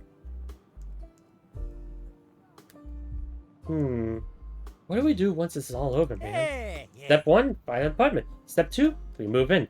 The next step's a fucking dance, my dude. What if step 2 ends up not happening? Huh? I don't... What do you mean? What if we don't end up living together? Oh.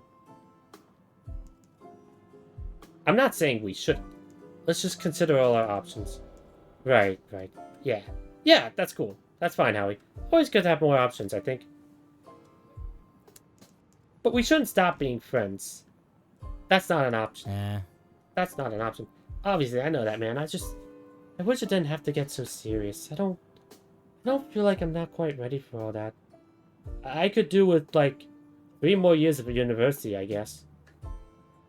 Yeah, I feel you, man. Either way, don't worry about it. We'll do it one day at a time, I guess. I'll come over and beat you up, and you can come over to my place, and I'll beat you up there, too. Alright, I can live with that.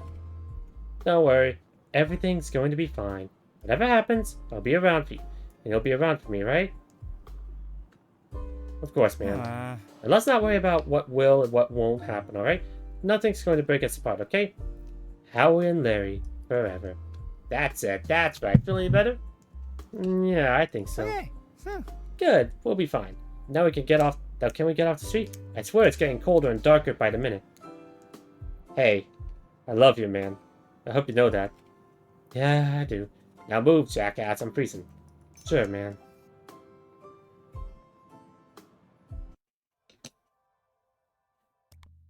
The people of Gastown were perfect subjects for your final project photos.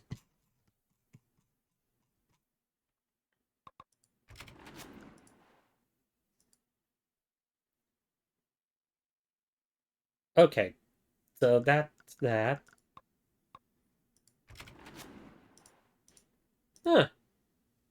Neat. Not sure why this isn't, whatever, but... Okay. Are you sure you want to quit? Yep. Nope, wrong one, wrong one. There we go. That's gonna be it for tonight. Thank you guys for coming on over. Thank you guys for hanging on out. Linktree, Discord, Telegram, Blue Sky, Mastodon, etc., etc. And we are going to be visiting my best friend, Emmons.